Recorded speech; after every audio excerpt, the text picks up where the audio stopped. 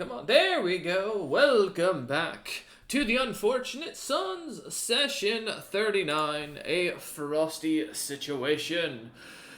We return once more after last session with the party having managed to head out onto their adventure after spending a little bit of time amongst the city. As they got a few things, a few items, realized mostly that it was going to be best to use their downtime to just take care of that and instead head out. The party quickly made up their mind and head off on an adventure to chase after the next part of Zebral's quest. With the quest in mind, the party began their mission heading towards what looked to be a camping ground about a month south of the city itself. No worries, Dom. As the party continued, though, on their journey, they would find themselves beginning to be followed by a group or two bear hounds that they would later learn to be four of the creatures, or no, five of the creatures, I believe it was. No, it was four, I think. Yeah. Anyways, with the party having been, or deciding not to deal with an ambush and not deciding to head up to the water up ahead, they immediately sprung their own attack, Ned stopping one of the creatures, keeping it from moving, until the very end when Kez would end up smashing it to pieces, the poor creature never getting a single strike in. And the other managing to, unfortunately, get a critical on Dom, stealing their arm. Three natural ones from Dom, in which the right arm of Dom was stolen by the bear. Though the bear was killed, and then its cubs trying to run off with it, themselves later killed as well. While this was going on, Ned would find himself once again faced with an interesting thing, as the voices in his head told him that he needed to go find a snake to hunt that could fly. Just in his own luck, one of the creatures decided to head up the road towards them, deciding to charge at them in anger and and aggression. Though, with some quick thinking and some disabling, they quickly, between Ida and Ned, turned it into a roasted hot dog. The poor creature never stood a chance as it struggled and wiggled in the fiery cloud of doom. With the party, after that, quickly finishing off the last of the combat, Ned and Eider kind of going through collecting the bodies and bringing them back together. Kez would begin to work on reattaching Dom's arm. However, after a moment, an offer was made in which Dom was told by Zebral they would be offered a graft to replace the arm, one that would give them even more power. To Kez's he is a doctor, a man who stands by his code, who supports the patients even when they make their terrible decisions. Kez would end up attaching this tentacle arm, helping Dom and getting them back up on their feet. The party would then spend the rest of the end of the session, beginning to plan out their downtime as they began to relax. It was a great decision. Totally trust the system. As we return back, though, the party having spending about a month working away on their crafts, training in their time during the day with Scoutmander, and doing pretty much whatever they can to get themselves ready. We return on the morning of the 32nd of the month of the planting, or April, in the year 65,007, with the party returning and having about a month to kind of understand and see Dom's arm and new appearance, as well as Ned's new stranger appearance, though that'll be mentioned later as he finds himself almost locked away inside the forge, crafting and working away at something at the request of Eider. As we return back to the party, sitting around the morning campfire, a couple of what looked to be roasted rabbits with very large craniums that seem to bulbous out in the shape of what looks to be these large brains, have gutted and cut open and now just kind of put on sticks as they cook, the smell of the grease kind of melting onto the flame as it does. Scartsmander looks about you lot as he sits down at on the log, kind of smiling, and goes, "So, you lot have any plans for when you leave this island?" Um, yes. There's like turn to like the others and like waited. There's some things we need to do, I especially, but there are obstacles I must overcome, such as certain bounties, things of that nature.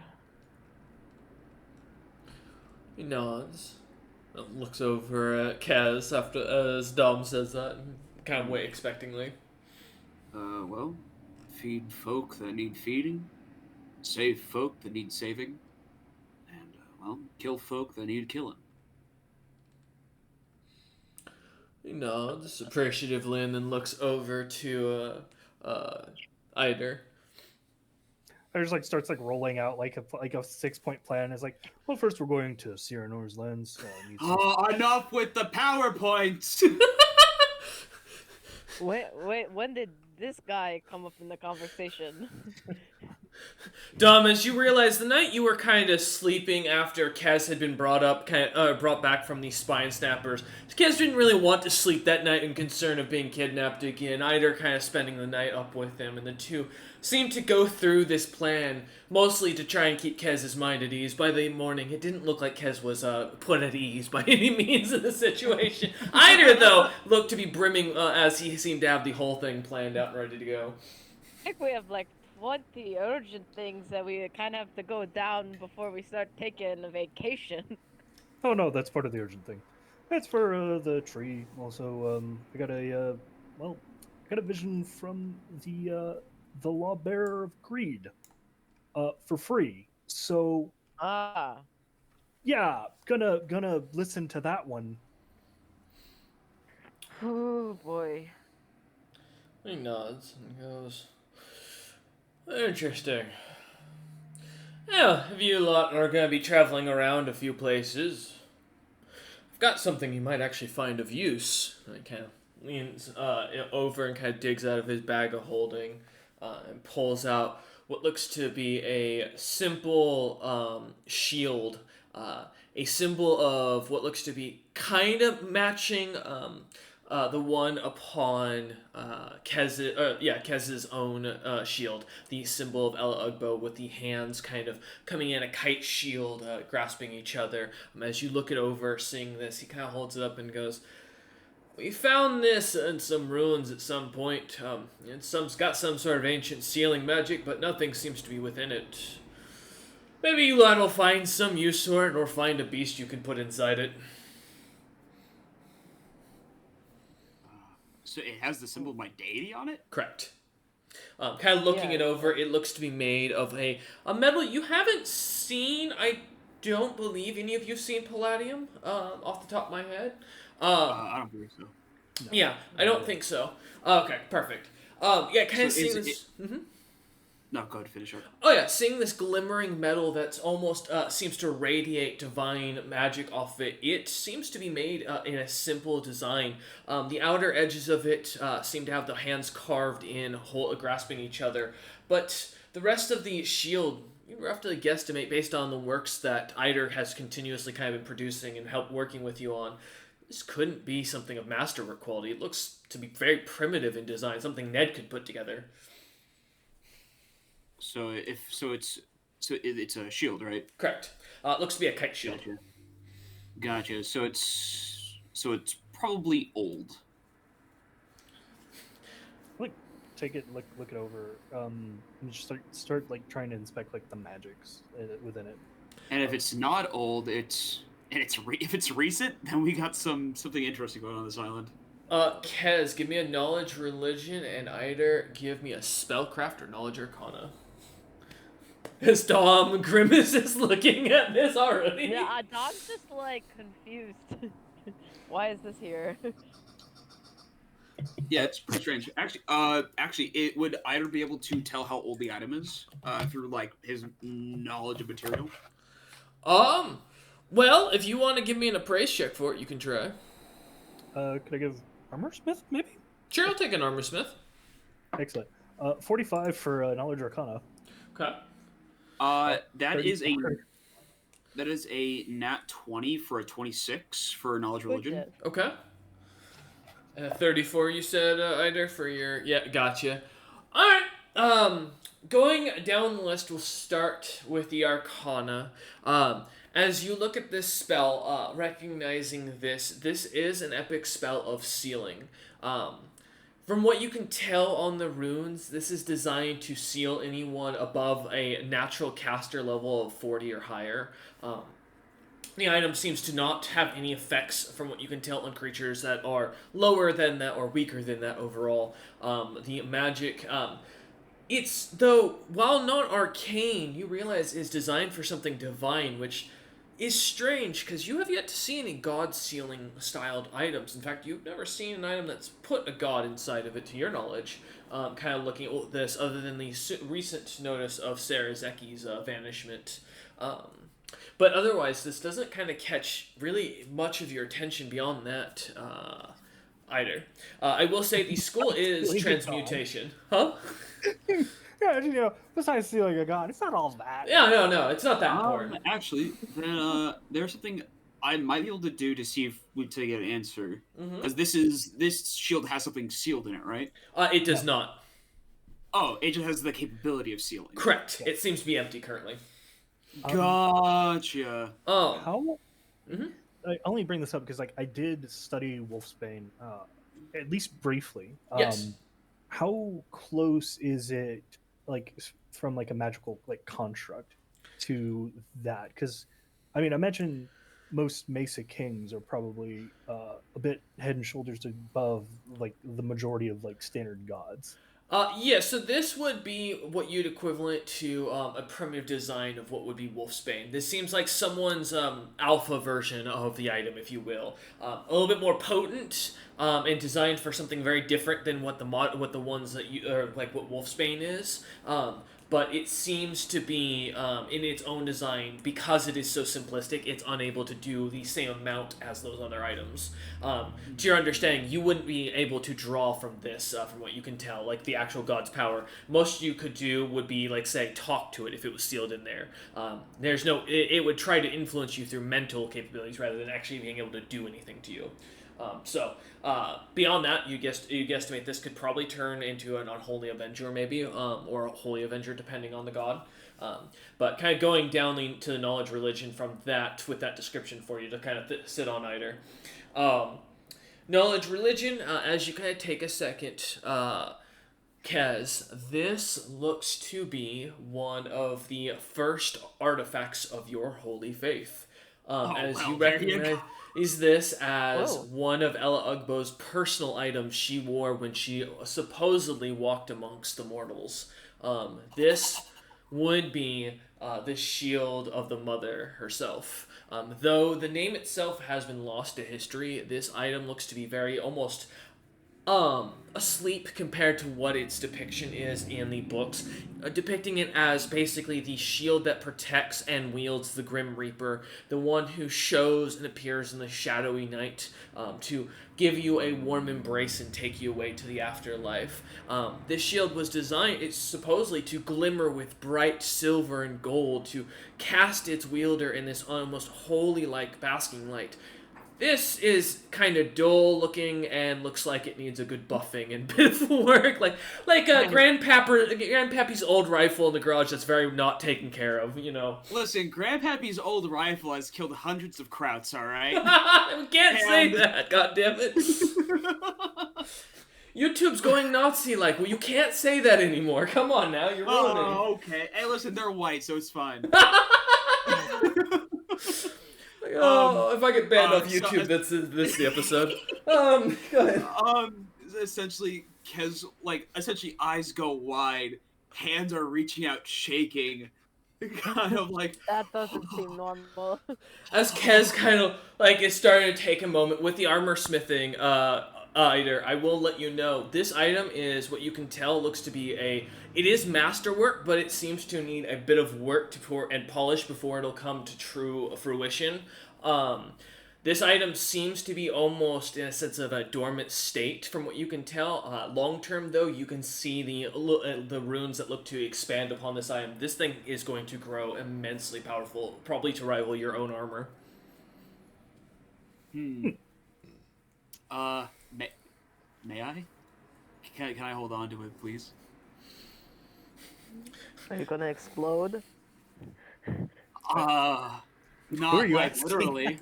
I Tom Oh, well, looks at, I assume when you, I Kaz, assume, who's having well, a religious orgasm, and then looks over at Eider, who's having a dwarven armor crafting orgasm, and it's just like, I don't know if I trust either of you with this item.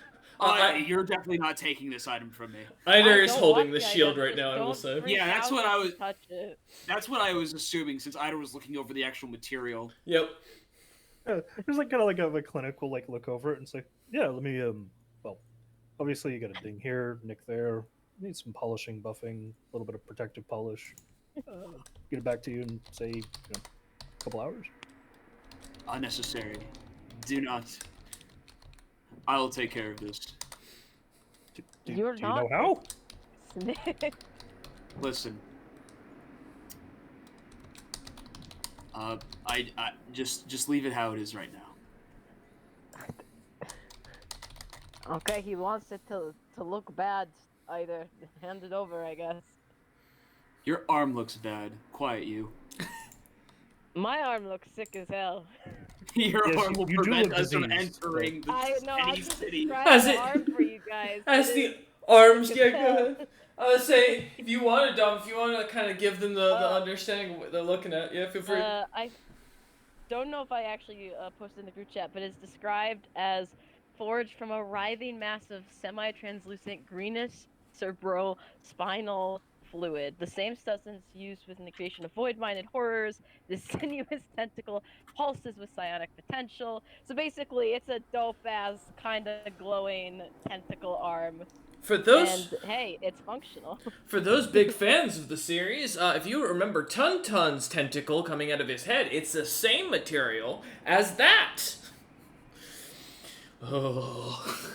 It is crackling with latent mental energy in the item description. So I will it's got potential. I will say to you both, it looks like a black oozing like tentacle that kind of shapes into an arm roughly from what Dom's like accustomed to, and seems to kind of form into a hand. Go ahead. I like to picture, because of his new like shadowy like prince form, that in the way that like deep sea squid and octopi have like spots of bioluminescence, that it has those down the arm, like faintly glowing, kind of like ominous. Yeah. I love dots that. and patterns. Yeah. Hey, it's functional. That's all he cares about. As you get the little Functional. sickly glimmering of green, what looks to be, what are those fish called that like are at the bottom of the ocean that have a little light bulb on their head? Anglerfish. Yeah, like the little antennas on the angler fish, seemingly, where the scales used to be one after another, seem to kind of dot amongst Dom's arm, glowing and giving it almost a sickly, like egg sac appearance to it. It is eerie and creepy looking, but Dom seems to have a good movement to it. I've been practicing the whole time we've traveled with this new arm, and Dom's definitely like has gotten a feel for it. But as Eider kind of holds the shield, I assume over to Kez to take a look at it. Yeah. Kez, give me a will save. Uh-oh. Don't worry, See? guys. I have Dom will. was worried for a reason. Hey, listen. It might not be a bad will save. It might be like a. Eider leans over to Like hand it to back out. Kez, and Dom goes, God, I just have the weirdest feeling, as Kez suddenly his eyes roll back into his head. That is a 21 will save. Kez, you begin to glow. A dark black color of divine death magic seems to almost envelop you as your body grows. Your armor begins to darken. The holy symbol around your neck seems to attach onto the armor and meld itself on. The item seems to almost attach itself to your hand. And it feels like a second skin. Your armor seems to feel lighter. Your hammer feels easier to wield. Your body feels better. You don't feel like you want to give this item up.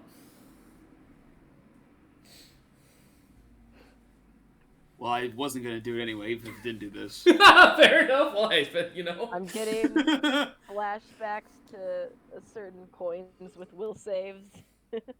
Honestly, I wouldn't have been Uh-oh. surprised if it was. Listen, we're good. No, actually, that was the first part, Kez. The Yeah, second I part. would say out of character. That's not it. Don't worry, Kez, we're good, guys. you begin to have a headache because every time I try to do a flashback, every party member seems to somehow make that will save.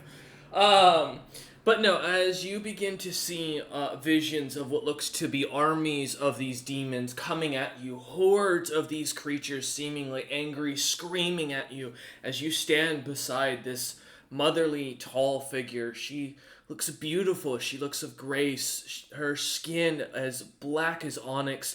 Her eyes are beautiful and glimmering with this almost deathly green that's almost mixed with emerald that kind of just swoons and relaxes you. Something about this figure calms you for a moment as you see an army charging at you, looking around you. Only what look to be 3 other knights seem to stand to the sides. Though what they look like seem to be kind of slightly, almost shrouded in a dark cloud as you try to focus your eyes on them. Their armor, their weapons all seem to shift and change as you try to focus. And then you begin to see something as you look back forward to see this army, to prepare for the onslaught coming as you pull out your hammer, hold the shield in front of you, expecting the force of these creatures to smack against your shield like an unending tide. But as they seem to slam into it, nothing but smoke and ash as you open your eyes after closing for a moment, expecting the hit. As you look about, the smoke seems to dissipate. As you look on, you see a large chamber in the center of what looks to be a busy town. Shadows walking around, but at the center of this town, this chamber looks to be a tower with a castle built almost on top of it and around it, and you feel a strange calling to kill this creature. To go in and slay it, to remove the threat to what has been coming after you and yours. As you see the army begin to crawl out from underneath this castle, they seem to look at you preparing these wicked blades, and you feel a shiver of cold before you shake your head for a moment, find yourself looking at Dom, who's at this point snapping their tentacled finger in front of you, making a wet snapping sound as they try to get your attention back. Dom, let the man have a spirit journey. I'm William Knifeman. God damn it. Okay, never mind. We put him back. Hit him again. Not done. Hit him again. He's not done yet. All right. We'll let this gonna- cook a little longer. Yeah, the dough's not risen yet, guys. Come on now. Yo, that was crazy. I think I gotta find that tower. I just gotta just gingerly slide Kez's candle a little closer to him and just arch an eyebrow meaningfully. How'd you get that out of my bag? I made the damn thing. You for were. Oh, you just take You it out of were my bag out of after it. gifting it to me? I was just making a gentle suggestion. What? To talk to my deity? What questions would I ask? A lot. Why is her first relic here? Why is what's happening to you? What was that vision? What are you meant to do with it? Was that her in the vision? You know, a lot of important questions. Also, Kez, he's literally at the height of most of our bags. He can reach whatever he wants. That's Okay. fair. Because you realize during your vision, you seem to have been verbally speaking out what you were seeing and what was going on around you without you knowing it, as Dom and I just kind of crazy. follow along. I'll be honest, I cut out after Kez came out of it. I assume he relayed information. No, I but that walked out works. of the I group. I think it's 100% Well, funnier. Kez It's talked in his canon sleep. now, boys. Yeah, see what Yeah. you don't realize is Kez has solved world peace in his sleep twice and no one's written it down. Dom just, tunes that out when he's on watch. Eh. Just Good. If rambles you of a just madman. execute this certain type of people, then everything will Not again! Yeah, God damn it! No, we throw Figure it Kez out. back into the wilds. Back into the Yeah, vision. but not with the shield. Don't leave him in the wilds with the shield. He's either with us or he's without it. Too dangerous. All right, I will say question, as good. yeah, after like the vision ends, does that feeling of like strength leave? Yes, it does. The shield seems to kind of weaken, and you seem to be able to let it go if you wish once more. I will say, as you look over, seeing kind of Ida pushing the candle towards you, Kez, it does seem to glitter a little bit with its silvery light, seemingly glowing as it sits there. Mm-hmm.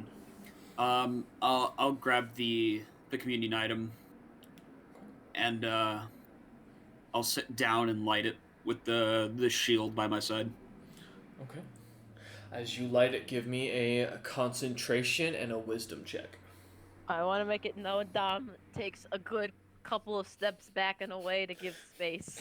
Well, I imagine When Kez just went Kez to like does the. this. He still went over to the edge of the camp Okay. within Scartsmander's vision, because I mean, All he is the God guide. knows is there's been a lot of communion with gods that have gone wrong, so he's just given space. Kind of So- watching. Keeping an eye out for fucking Alfred Stone. Mm-hmm. Yeah, exactly. Or fucking cataclysm. Good, Kez. We've got a 29 concentration Okay. and a 17 wisdom check. Okay. As you begin to find yourself awakening in a room, you remember this room from your childhood. This was one of the inns that you had traveled and passed through quite often in your youth, going there and passing and always wanting to stop by a favorite liquor as well as the sweets that they sold. Always fantastic. As you sit in the room, seeing a couple of these sweet rolls kind of off to the side, the a little card that's from your father that reads, "I took an arrow in the knee for you," to addressed to your mother. As you kind of sit there looking about, looking over in a corner where a rocking chair sits, an old cronish-looking giantess, fire giant origin, kind of sits there. Her black dress gleaming, her very old eyes kind of look onto you, not with sorrow, but with that warmth of a mother that you only can feel through such eyes. As she looks on, smiles, and you feel the entirety of your body kind of warm at that. She looks on at you and goes, "Yes, my dear." I believe I found your shield. "That is correct. Zebril is, while not an agent of mine, one who wishes to see this world do well and prosper. He was willing to offer such a item in exchange for some small things. I hope that it will serve you as it did my champion once."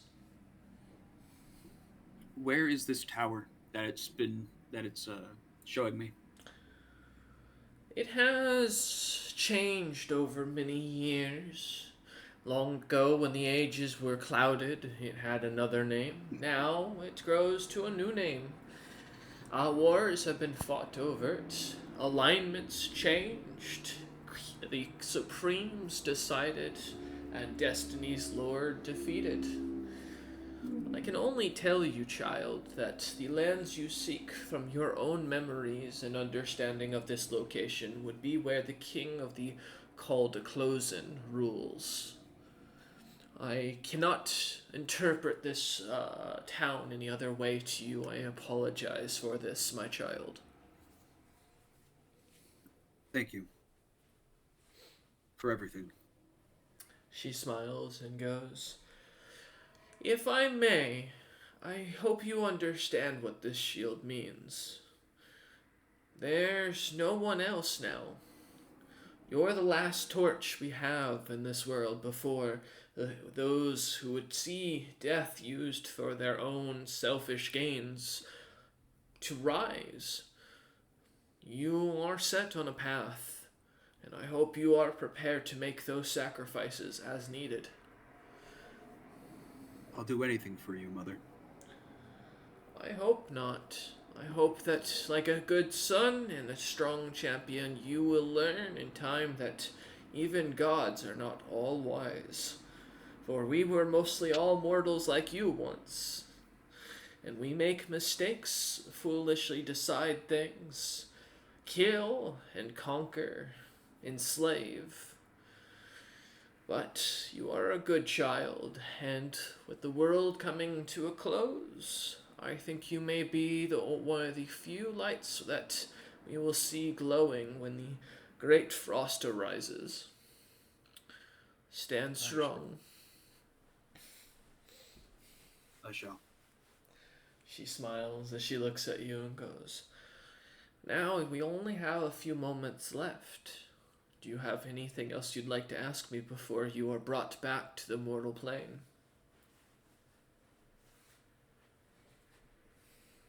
Is there any way I can help Dom? Oh shit! All right. Ah. Why am I getting connected to your family therapy session? I need to look up something. Give me a minute. Yeah, if you need to PM me anything, I don't know the answer to this. Listen. No, I it's am not that. afraid on the path you are going down. Hey, buddy, I'm scared of everything. If you could ask about the belt, actually, the belt I think is the biggest threat Well, to my there's a family. lot of things to help with you. All right. The grafts were willing, the belt wasn't. Let's make a very clear distinction. I consented to the grafts. I just look weird. Eider's They not, kept me not, alive. Eider's not far off. Give me a minute. Alright. As you say this, she kind of looks at you. The room grows quiet. The lights kind of growing dimmer. The sweet smell seems to kind of vanish and be replaced with the acrid smoke scent and the slight sound of drunken singing coming from down below. She kind of looks at you and kind of seems to give us almost a quizzical stare for a moment as an eyebrow raises and goes, "I'm sorry, my child. The decision, their fate was sealed long ago, and they chose this path recently. They cannot go back now. But I will tell you this. Your leader can be saved. He will have to undergo a great ritual which will see the end of his own bloodline. But in exchange, his soul can be redeemed.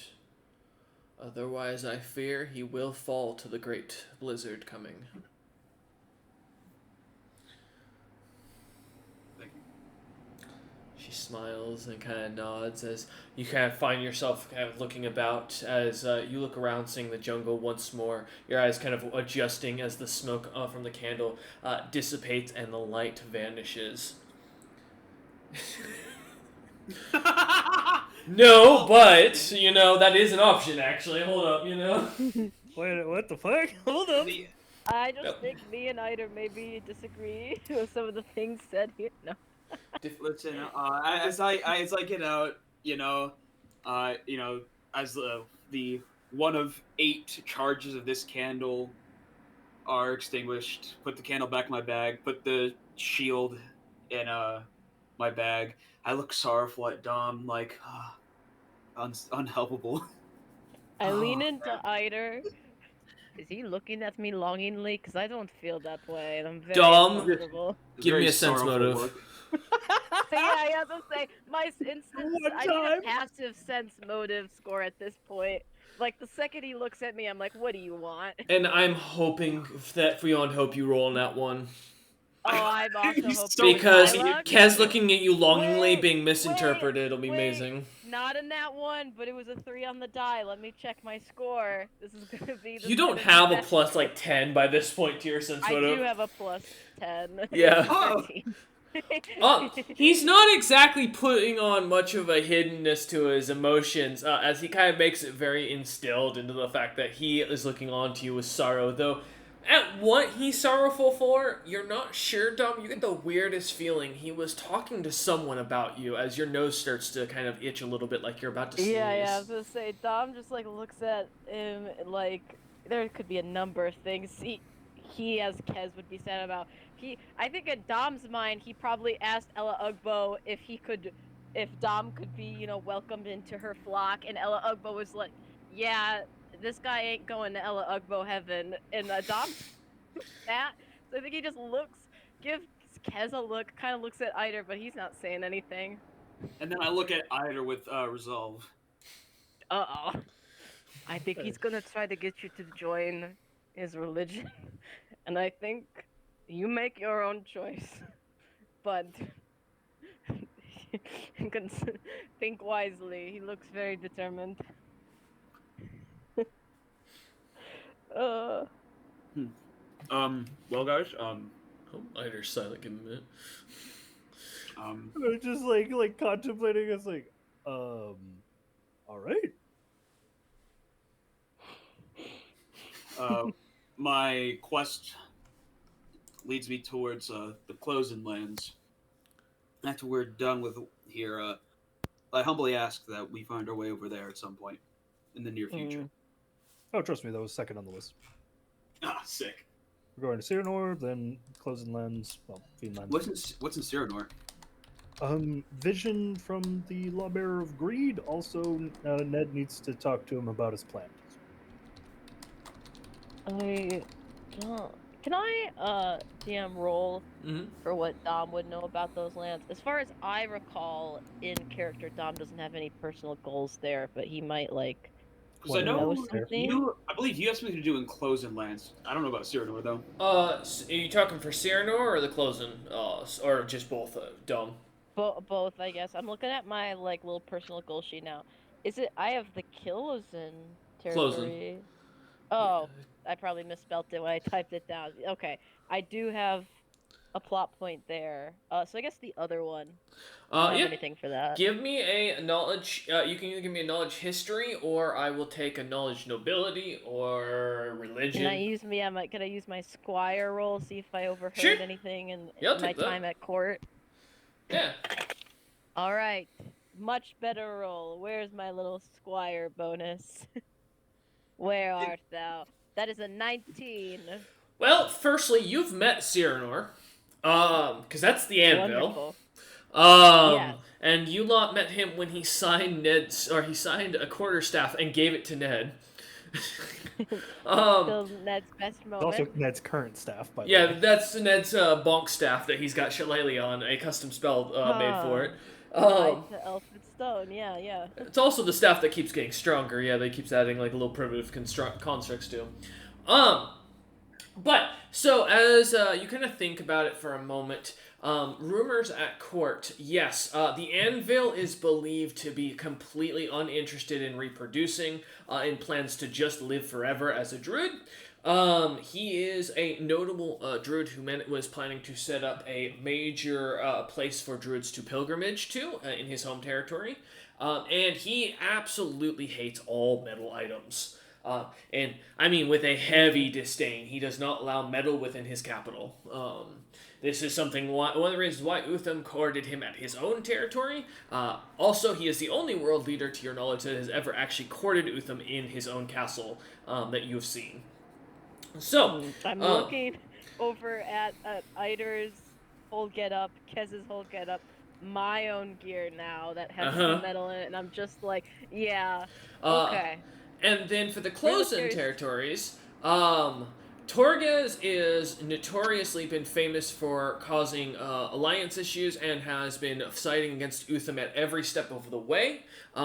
There were rumors that him and Zebril were working together at some point, but most people chalked that up just to two evil factions being rumored to be together just for the fact that they were evil. And then lastly, that the Closens are known to have some sort of massive magical power source at the center of their capital that many note the royal family draws their own abilities from.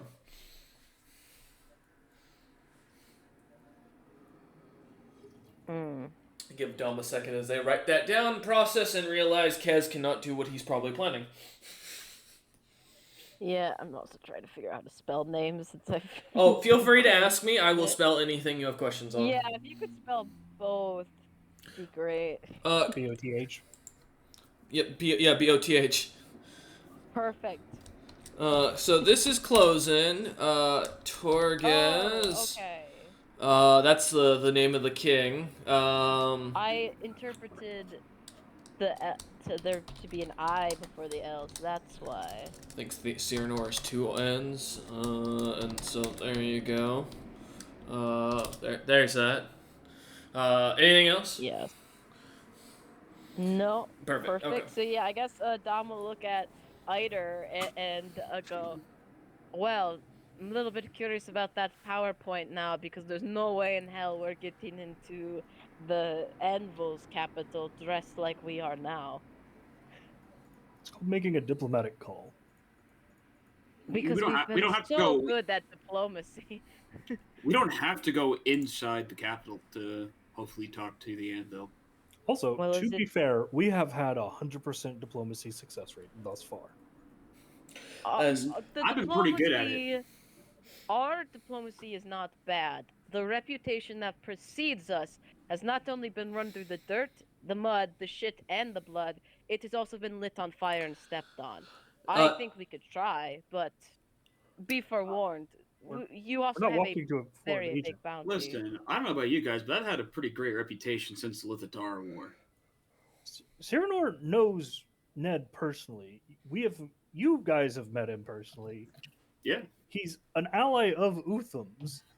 I'm not exactly worried here. Brings me back to the time when the Westwind Clique exploded when he came.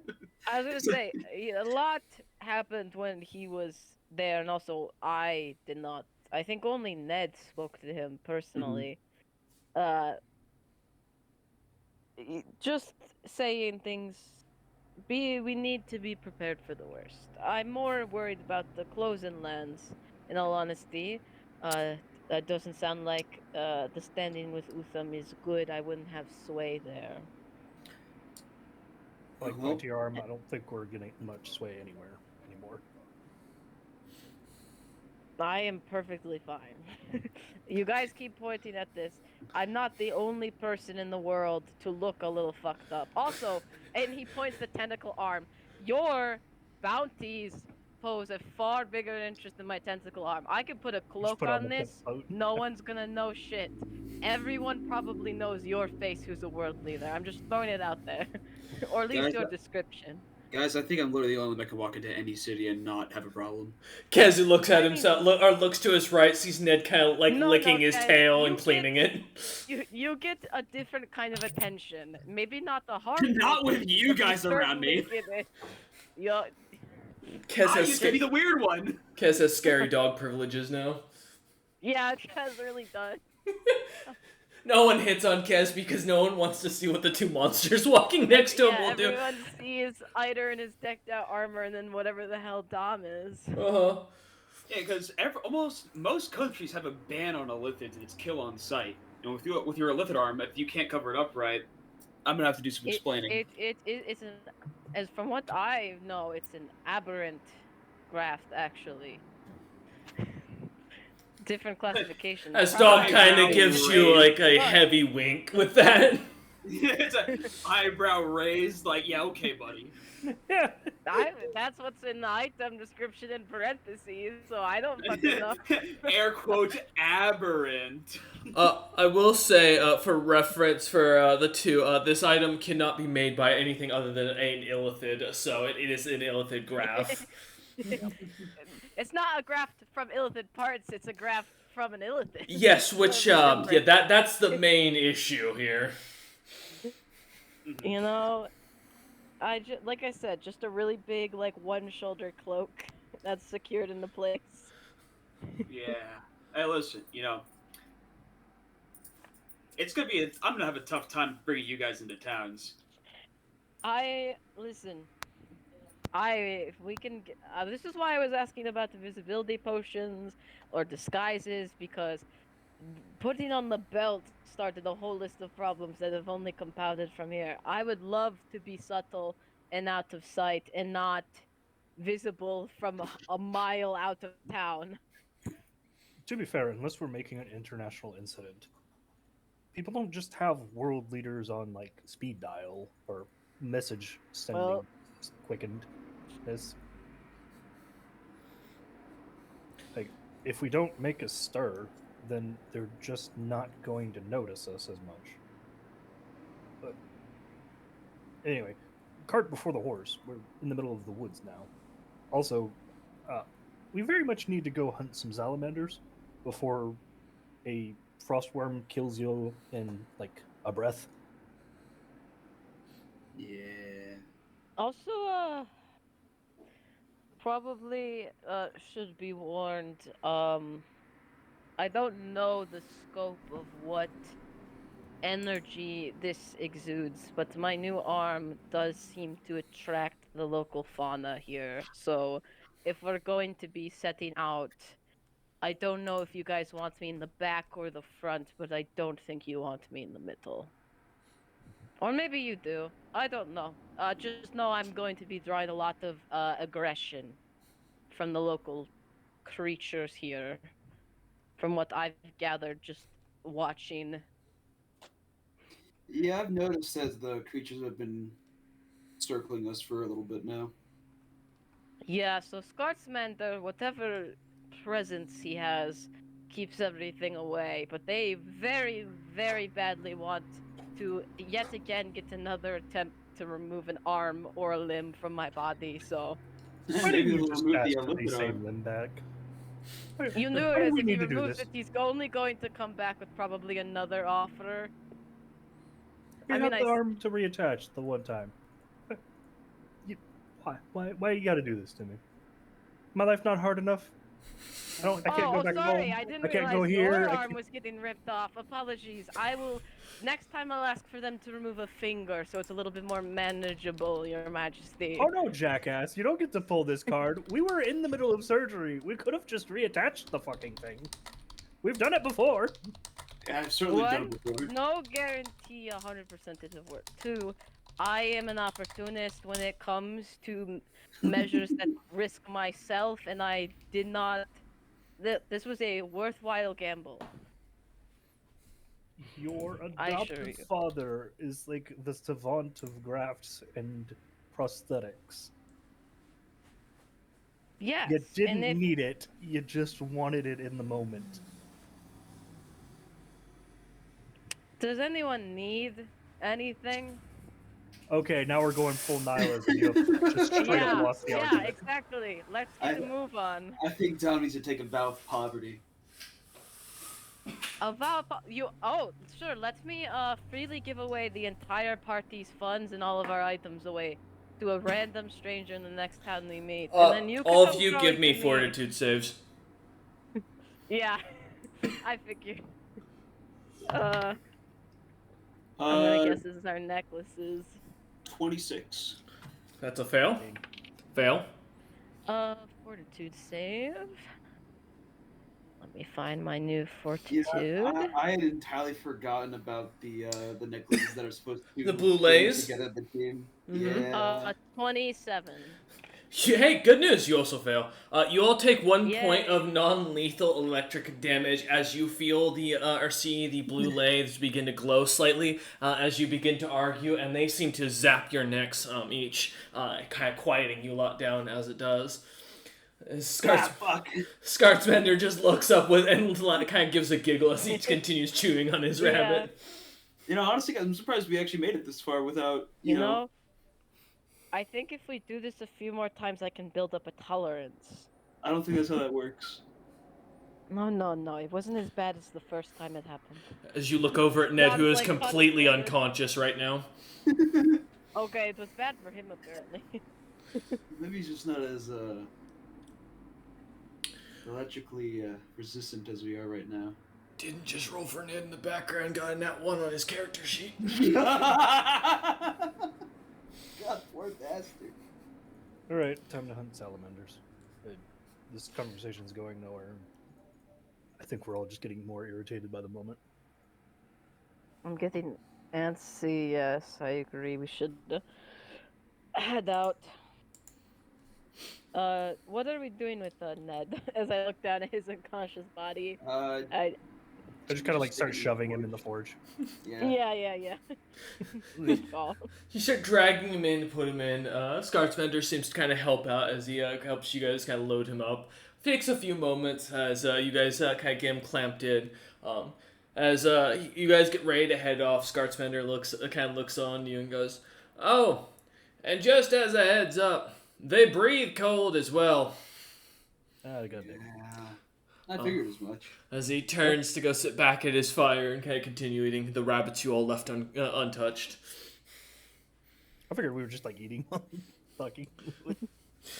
I mean, you were arguing so aggressively, I wasn't sure. Fair enough. We can skip a meal. We're hardy adventurers. I took a rabbit for the trip. Tom turns quickly, running back to I grab got a one. bag of preservation. It's not gonna rot. Me, when I pull up Go trail meal. mix from my travel cloak. Can't Yeah, you- exactly. It's a to-go meal. I just go with my shield. Oh god. As you lot start to head down the path, give me a second. I see something. Oh yeah. God damn. As you lot start to kind of head down the path, the forest begins to kind of open up to a thick pathway, or an open pathway. Rocks and what looks to be bits of snow here and there kind of popping up. What looks to be a thick tree line, almost cleared out about 45 feet to either side at certain points of the trail. As you start walking down, all of you give me spot checks. I love Yay. But also like I to love activate my spotting shield. things. Never mind. I Let's refuse. You cannot activate your shield. Fuck you. Come at me. No, fair enough. Alright. It's like denied. 17. Alright. God damn it! I'm glad Eider is the eyes in the sky tonight. Alright. The wisdom characters. Looks sick. I know you have a whole Right. wisdom party, and I'm rolling bad. let me just roll up some stuff real quick. If it's within 30 feet, Kez would automatically. I do. I have Notice it. blind sense now. Oh, that's helpful. It's I unfortunate. can see invisible creatures. I That assume can it's a little actually bit. see. I assume, oh my god. Well, Oh, I'm that's sorry to say. So you continue Well, that was a walking. 20. As you continue walking down the road between the three of you, there's just nothing seemingly about. The trees seem to kind of wiggle with the wind as it kind of seems to blow hard down. Thankfully, it's not some random blue goblin blowing at you and making whooshing noises this time as you look about, making sure. But as you notice, the trees seem to kind of move. Some of the branches kind of fall down with the heavy winds. What feels like a warm 80-ish degrees kind of coming or overhead, as well as a thick and humid rain coming down. As you lot look about, blind sense auto detects versus hide and move silently. Just yes, I do know, but it is within a certain radius of what as Yeah. Kez said 30 Yeah, it's feet. only 30 feet. Yeah. So, that's why specifically when I described the pointings being as wide as some points of 45, that's the important factor here. I know, just reminding you. Oh, God. Me when I Appreciate stand it. 31 feet away from someone. Exactly. My fucking I Christ. can see your blind sense. I know it's there. Holy fuck, the most meta of games. No, but as you lot kind of come to the clearing looking about where Scartsmender had noted on the map earlier for where these frost salamanders like to kind of hunt and work about, chasing the local flying vipers that would come in through the area as they would kind of either grab or freeze them as they'd fly over or jump down on them from the trees. As you look about kind of watching for these things, nothing kind of catches your attention till you make it about halfway up the map, coming to a point where it looks like there's a small game trail almost going off to the bottom right, or to the right. Yeah, mid right. There we go. So you look about. Suddenly, with the blind sense, Kez, you begin to notice that something has come within your radius. And let me double check, 'cause I don't remember. Does blind sense give you an identifier, or does it just tell you, hey, something's coming to smack you? You see, I'm not sure of the biggest difference between blind sight and blind sense. I'm still confused in that regard. Blind sight is awesome. The only thing downside is that it's all dependent on hearing. So if your hearing gets fucked, it screws you. Blind sense is lesser.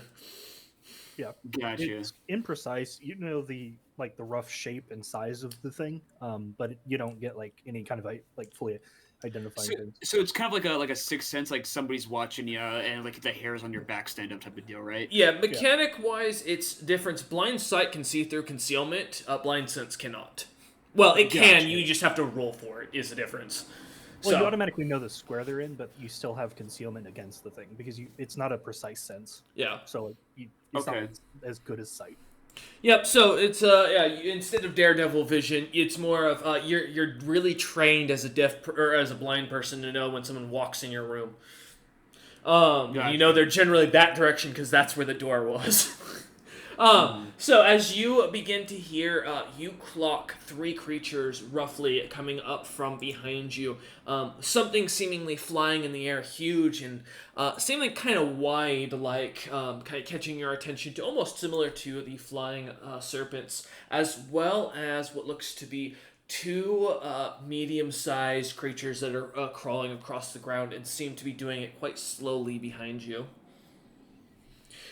So we got a huge flyer and 2 medium creatures close to the ground. Mm-hmm.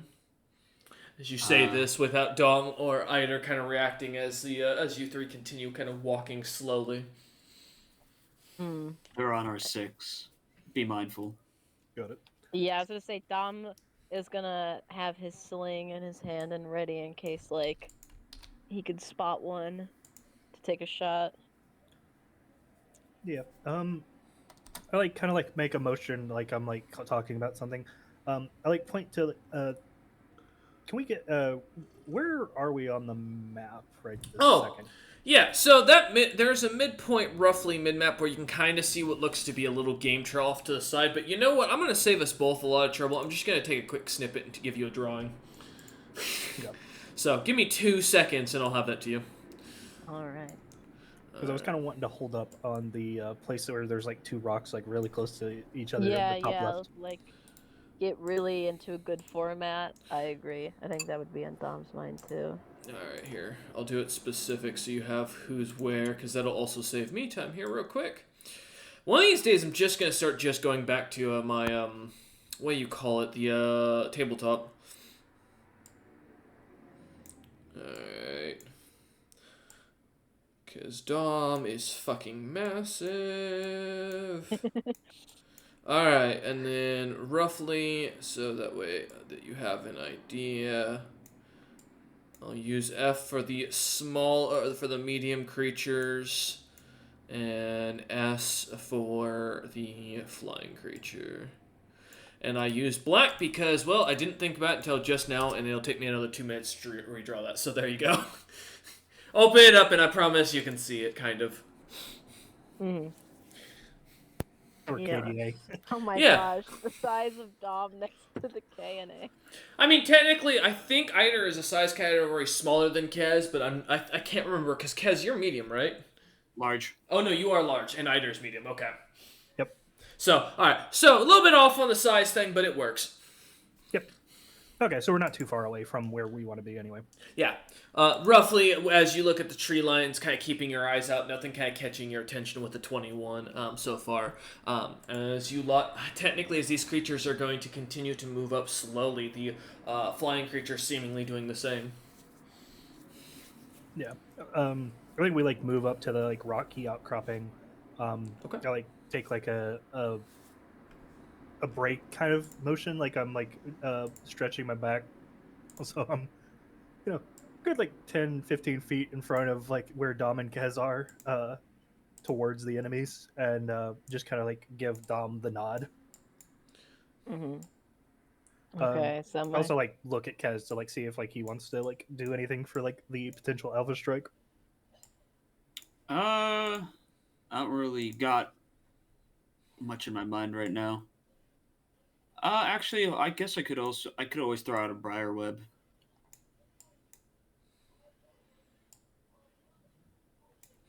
Alright, as you lot move up, give me a second. This creature, the viper, is going to slow to a crawl, and I did color it this time to make it a little easier to spot. And the 2 salamander-like creatures are going to continue moving forward. that roughly about whereabouts or no? No, that's perfect. All right. Kez, are you good with being behind a rock outcropping? Would you like to Sure. be more forward? The two Fs are the sound, or Correct. yeah. Frost salamander, F for Frost that. salamander. It saves you some time. Yeah. And then the S for the viper because that's completely confusing. Snake is the first thing that came to mind. I was gonna name it Monty, but I didn't want Sapphire being upset with me as you guys barbecue the poor thing. Monty reference. I know. Oh. We'll save it for later. You gotta get Dom I'll a tame snake. him. Yeah, we'll get Dom a pet snake to go with ice. Dom, quit playing with your snake. But You yeah, can't tell me what to do. as Kez suddenly looks over in shock and horror and worry.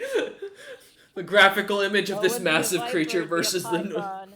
Oh no, that's not all right. Okay. As you lot kind of head up the outcropping, Kez kind of positioning himself to get to get half cover behind the rocks so he can kind of watch.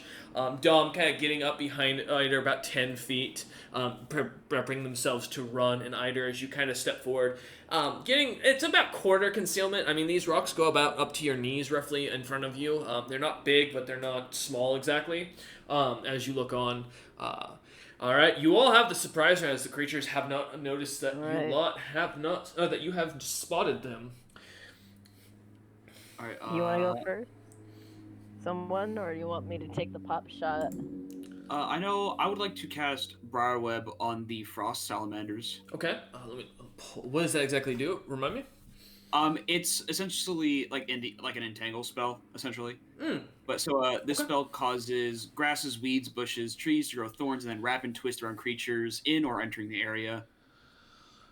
Creatures that make this save against the spell are unaffected other than having to move at half speed when within the area. If a creature fails its initial saving throw, it has 3 options: stay perfectly still, attempt to break free from the thorns, or continue to act normally. Okay, so it's a reflex save, I assume. Yes. All right. We'll do Kez's first. Each of you will get an action, so I'll go with Kez on the first one here. For the salamander, that's a 22 for the save. Yeah. All right, as the salamander jumps up in the air, kind of a little bit shocked at that, as the creature looks down at the grass, trying to suddenly poke it and pout at the poor creature. Yeah. So they won't be damaged or anything, like they're not Half grabbed. movement. But yeah, they'll be moving at half speed, which is probably not that much. They'll probably get out easily. Oh, well, you'd be shocked I don't have a lot of speed. Alright, that's Kez's surprise round or action. Kez, you can go ahead and roll initiative in the background, post it in the chat for me. Dom or Eider, either of you want to go up next?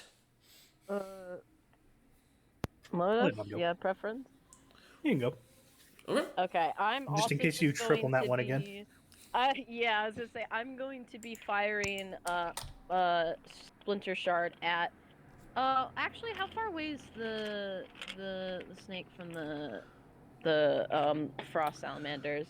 About within 30 20-ish. Yeah, about 20 feet from the closest frost Okay. salamander. And it's in the how far up in the air is it right now? Roughly about 15 feet off the ground.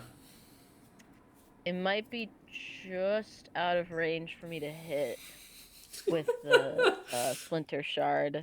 I'm checking the item description right now. No worries. I believe it is exactly 30 feet. So I'll just target right in the spot between the two salamanders, and I'm just gonna attempt to hit both of them with the projectiles. Alright, roll to see if you hit above a 5 for the dirt. Well, it was a 16 on the die. So Perfect. yeah. All right. Technically. So it's reflex see if I saves, can- or you gotta roll shards. yes. Okay. No, you roll reflex while I roll shards. All right. More reflex saves. 24 and 22. Shit. I think they both save, so I don't think any of the shards will hit them then. You try looking, kind of winding up the shards in your hand or in your slingshot, kind of winding up as you chuck it, hitting the dirt as it explodes out, and both these salamanders kind of seem to grab at these things and toss the shards back at the ground, kind of expectingly as they look about, looking for you lot, or looking for their attackers rather. Yeah. I guess I will use a swift action to, extend the claws of my gauntlets, and I'm just gonna be Okay. prepared if they charge, All right. and that'll be my surprise attack. Roll initiative, Dome, in the background. I'm posted in the chat. Eider, you're up. Yeah. Yep. Shit. How far away are they totally? From you lot, roughly about 30 feet down the pathway. Excellent. And now that I'm looking, can I see the snake? Yes, it is rather large and surprisingly beautiful green glimmering, what looks to be almost a constrictor-like viper. The creature is quite wide. It seems to be almost sausage in thickness. Oh my god. Yeah, this obese snake is viper. muscled. This is a wide boy. You're pretty sure you wouldn't have to do much to put a skewer through that thing straight on a campfire. Although finding a tree big enough to hold it up might be the question. You'd guesstimate the snake roughly around like 2,000 pounds probably in weight. Like, this is a big snake. Oh my god. Me and Kez are fire immune. We could just hold it over the spit. Alright. It'd be the first time Kez has had to handle a giant snake. Good. I was just doing my knowledge devotion. Unfortunately, didn't get all that great. It's only a +2, I think. So, let's go with that one. And then I'll, let out with a good old-fashioned cone of fire. Should hit both of them, actually. On the frost salamanders? Frost salamanders and the snake. What's the cone's like range? 30. 30. So at the yeah, that'll hit. All right, cool. Let me double check, cause does that mean I do take double damage from fire? Fuck. All right, cool.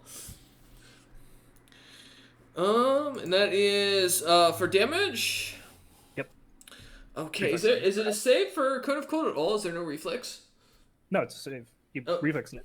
Oh, it's reflex. Okay, perfect. All right, cool. So let me do the first two for the salamanders. So that's not how. Give me a second. Don't mind that. Don't mind that. Well, now roll like it didn't do much better. All right. And then for my my very obese boy. If he has a good reflex save, I think. That's a 3. No, he does not. Does he have one dex? He may be a chunky boy. Don't worry about it. Oh my god! Flying. He's so chunky. He has a flight speed of 5 feet. Don't worry, it's fine. He's a bumblebee. He's like a fucking Listen, from his size, he's done well. I'm just saying, you don't get that big otherwise. But he's fattening them up. They're fattening him up. but as no, don't make fun of my fat snake. He is adorable. Listen, I'm almost certain that he's probably gonna give us a fucking problem to deal with. He's just trying to get all the funniness out before we get our shit pushed in. Yeah, enjoy it, cause Chunky's gonna land on one of you and you're gonna die. But alright, I assume a 3 does not say. God, no. Alright, so 38 for damage. Alright, let me update for HP real quick. Don't forget to do my almost 80 damage to the salamanders from a fire. Oh yeah, no, I know. Well, it's gonna be 38 times 2, which is 76 fucking damage. Holy shit. Gotta love frost salamanders. Alright! As you watch the fire explode out, kind of catching and scorching the salamanders, the snake seemingly completely unbothered, as he seems to almost enjoy the warmth, basking in it, as the snake seems to look on, a slight smile on the creature's face, as it looks excitingly and focuses its attention over towards Eider. Right, so as the frost salamanders look concerned with scorch marks across their face, their skin slightly charred and peeling, they look on with worry. Let's get me some initiative. Thank you, Eider. I appreciate you getting ahead of the ball here. I think I had a great roll, guys. I think you did too. Yeah, same. Let's roll 3 of these D20 and see what we get. Oh, well, there's my nat 20s. Okay, well, it's coming back to me. Let's see. So Chunkster here is. Oh man, he's the nat 20. Oh my god. Well, it would be Yeah. nice if Terrible. that managed. Guys, don't worry. It'll only take 10 turns for him to get close enough to attack us. He's got. Let's see, I'm it's- almost certain he's got range. He's. Oh, you don't get that big unless you have You something know- up your sleeve. He can extend his neck. He actually can farthest. teleport. I bet. Dude, the Nothing heavy. personal. God damn it. Guys, if he dashes, he can move 10 feet. We gotta be careful. Don't- We're so cooked. You could- yeah, I You're right, can't. you can move 20. I'm gonna Wait. destroy If you Rex just all. won, wouldn't he have like a -5 to initiative or something crazy? He does have a -5 to initiative, yeah. He Oh, needed the nat 20. Yeah, he needed the actually net 20. matched my roll then, because I got a 15. You know what's funny too? My natural initiative modifier does put me after you. You know, shockingly.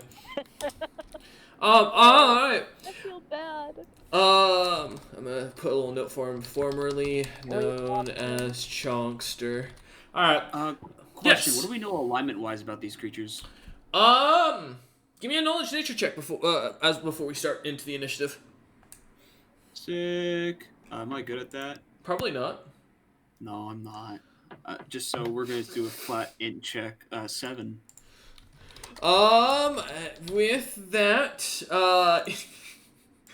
as you look onto the creatures, you would guess these creatures to be the salamanders to be chaotic evil, and the snake to be roughly neutral evil. Gotcha. Good to know. Alright. As we get into the initiative, as Kez gets a second kind of glimmering of them as Eider and Dom get off their surprise actions and taking note of the creature's alignment as he prays for holy wisdom. His armor lighting up and glittering as it does, the shield seemingly auto-equipping to your Kez, you can add a +4 to your AC currently. This is an enhancement bonus, so if you already have an enhancement bonus that's higher, this does not stack. Gotcha. Because I knew So by Eider was going to enhancement, ask. it's like other items, right? Yeah, basically. In simple Okay. speak, yes. Yeah, I think the only thing that enhanced was my old is the other shield I was using. Yep, so if that's the case, and you have another And that's AC. yeah, and that one was only a +3, so I just add one more Yep. to my AC. Basically, and it cancels out the other one. Alright, Gotcha. Has my perfect. other shield just been like swapped? Basically, yes. As your shield equips itself, your armor seems to dye this dark black. Kez his armor begins to grow and look more demonic. Like the old Fire Nation, like pointed parts everywhere. Kez, you don't look like a man of healing. You look like a man here to be a Grim Reaper on the battlefield. Who's looking scary now, motherfucker? Dies inside, having spent like a month making this damn This, shield. dumb. This is the religious garb of my people. What the fuck? That wasn't in character. No, that was. I loved Eider's comment. I feel Eider's inner monologue as he watches this with like one tear Yeah. running down his cheek. I just want to let you all know the crown that Utter gives me literally makes my eyes go black. Mhm. So, like, a part of this look is all on him, too. I'm starting to think you can't go into town alone either. I'm starting to think this whole party's No, But- I can't go into town if I'm in combat. This is what I look like in combat.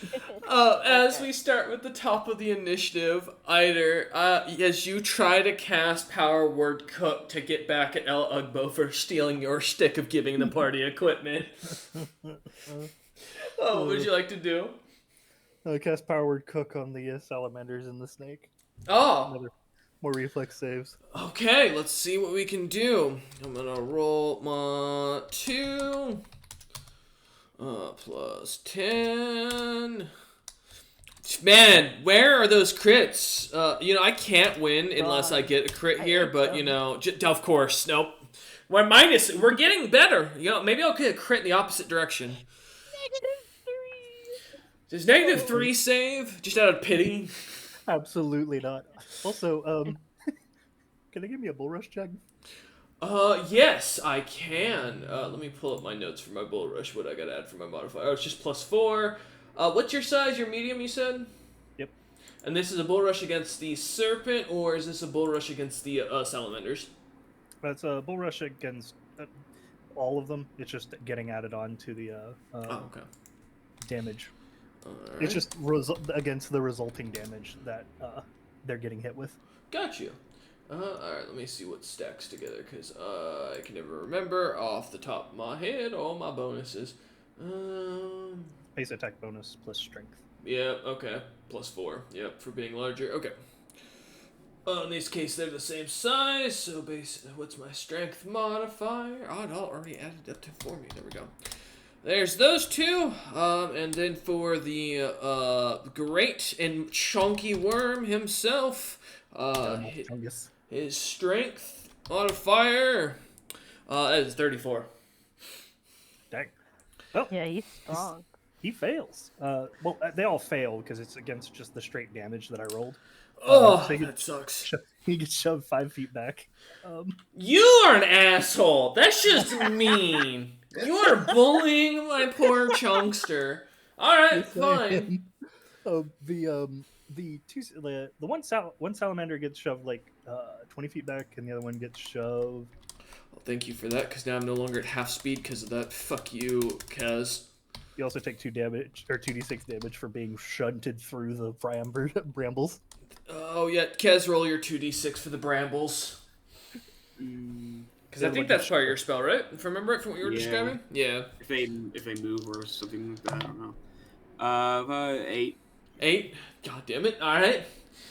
The salamander kind of coughs up a little bit of blood as he kind of gets shoved through the thorns onto the thorny bush.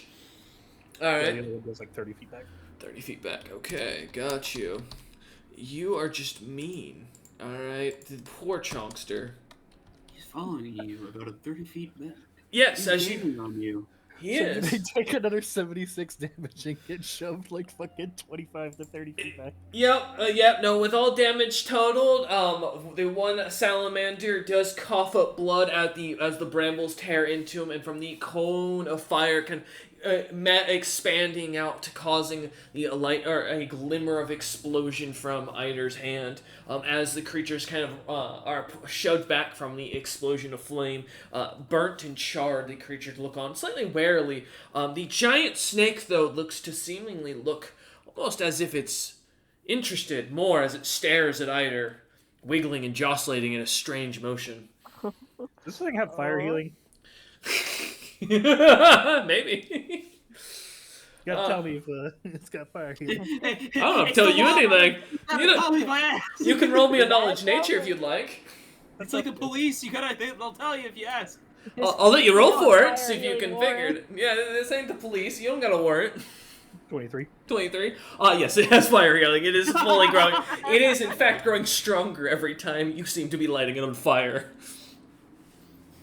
Well, it's still worth it because I shoved it backwards. Boys. You did! I used my last action, my prepare action, to target the snake. Okay. Which starts doing anything fucking bizarre or worrying. Other than jostling at you strangely. Alright. As you end your turn, the frost salamander that got pushed 20 feet back is up. And it is going to stick out its tongue as a spell scroll is going to burn on it. And by spell scroll, I mean a spell, what looks to be a spell tattoo, like craft onto its tongue that is shaped like a strange, almost dog-like creature, as it vanishes into a glowing light and appears right behind Kez, 5 feet behind him. Who is giving these salamanders tongue tattoos? Who's that?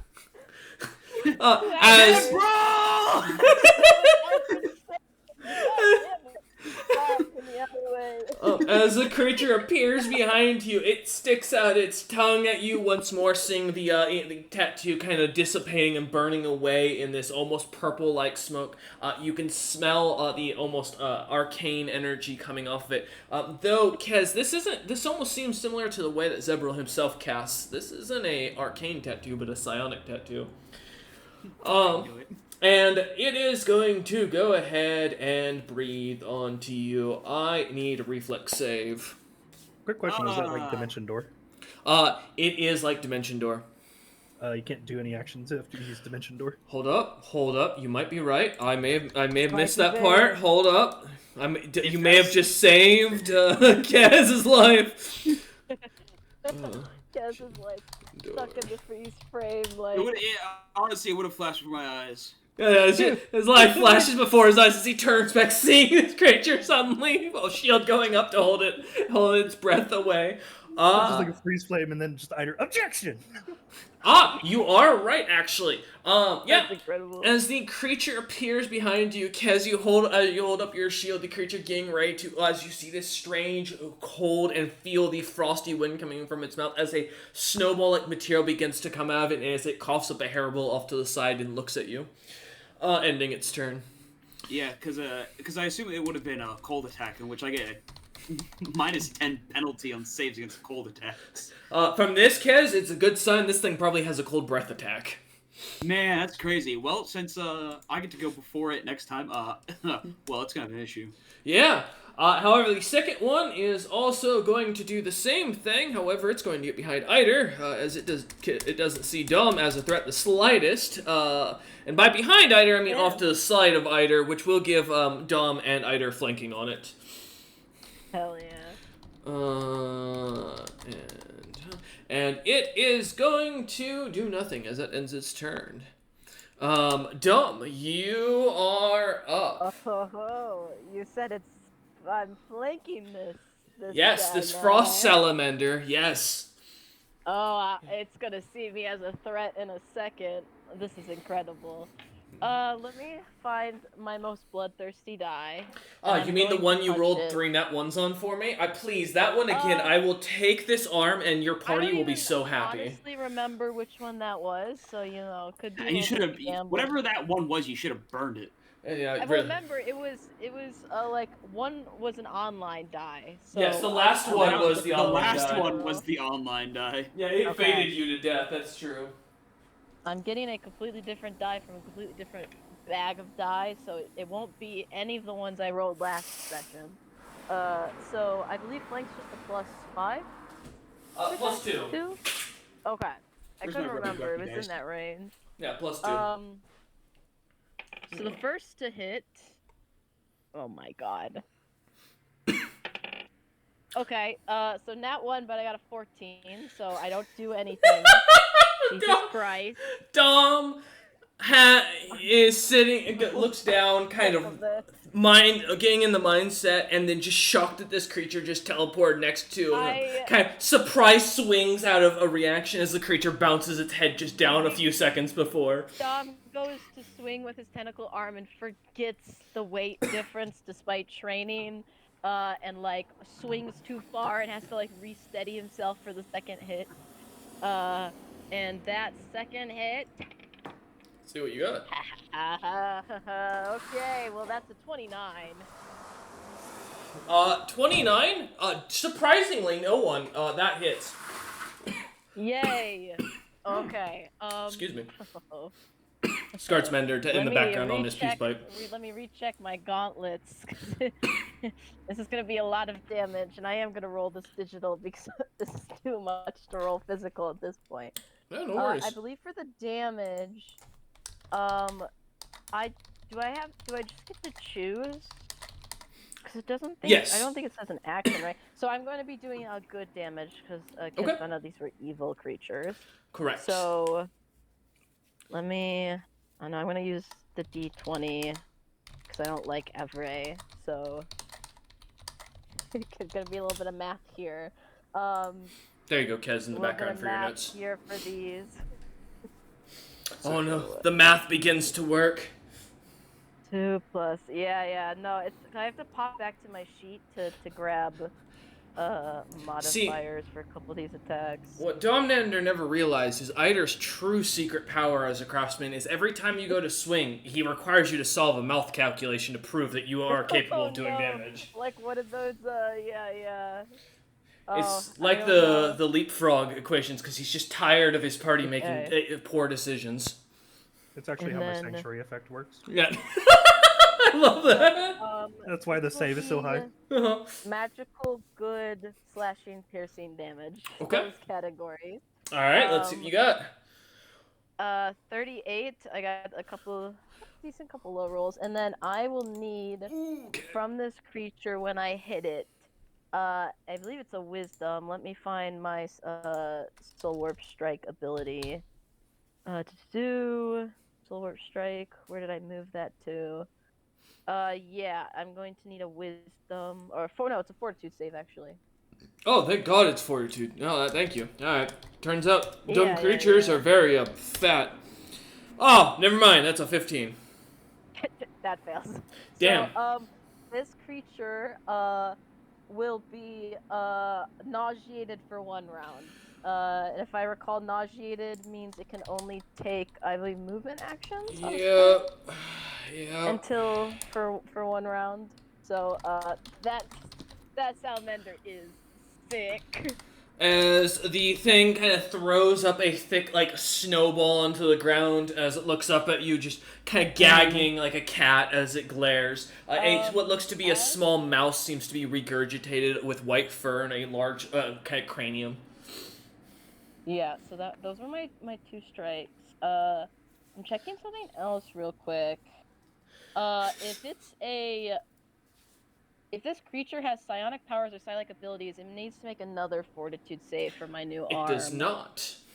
Okay, good. I didn't think so, but I was double checking the wording on that. And then, for the new ability Dom got for the level up, Royce, is that an action? Like, what kind of action would that be for the Aura of Gloom? Yes. No, that is a natural thing about you. So that is something that people just do when they're around you. I believe. I think that is. Let me double check because I think that's. I know it has to. There was some flavor text with it, but it didn't list a specific action type. I don't think, unless I typed it wrong in my notes. I know the other ability has a cost to it, but I believe this one was just. Oh no, you do have to. Yeah, it is something you do have to have as an action. Activate this. Okay. Is there? Because I didn't move and I took 2 attack actions. Is there like a swift action I could use on this? Nope. It's a full action. Yeah. Okay, it's a full action. Okay. In which case, I will instead do my free bluff check against this creature I've just nauseated, because fuck that guy in particular. Alright, let's see what you got. That guy went off the table. After kind of swinging around, spinning around, and punching the poor lizard in the dick, as Eider properly put it. Cocked, so I have to re-roll it. Oh, it's not as good, but it's fine. My bluff's decent. So. Alright, for sense motive. Yeah. You know, 19. shockingly, being punched in the dick is my weakness. Right in the lizard dick. Yes. Yeah. So that's a 0 as I roll net 1.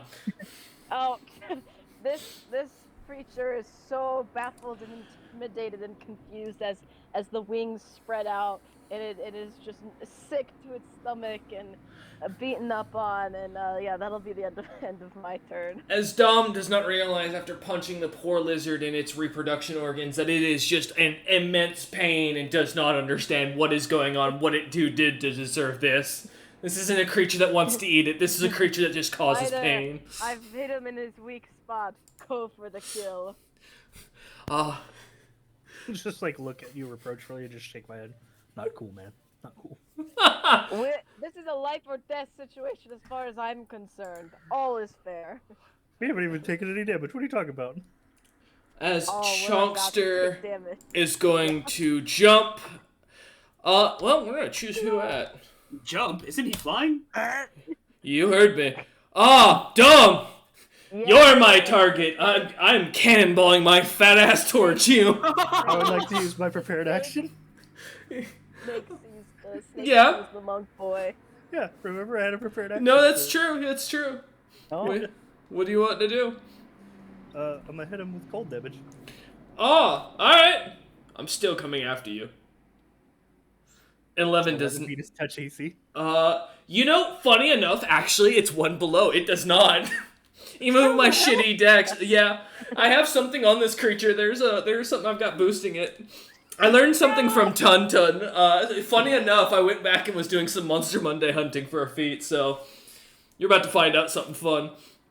The 11 does not hit. You miss the creature by 1 as you turn to react, expecting it, getting ready to launch off the cold as it flares off, not expecting this creature to pull itself backwards, almost like it kind of compacts itself as it looks at Dom, staring and glaring as it makes this weird wiggling move and shoots out like a slingshot towards it as you go to launch this spray of cold towards the spot it was at too late. And now it's going to make its attack. Sorry, I miscalculated my base attack bonus. It's 3, it's not 2. Oh, it is? Okay, then go ahead and roll damage. I'm still hitting Dom with this, though. No, you're not.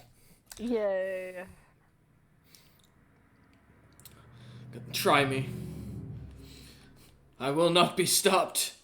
Roll Bull Rush. Okay. This is plus strength modifier, plus, I am huge, so it's a 4 on top of. So that is, R1d20 plus 24. Oh my fucking god.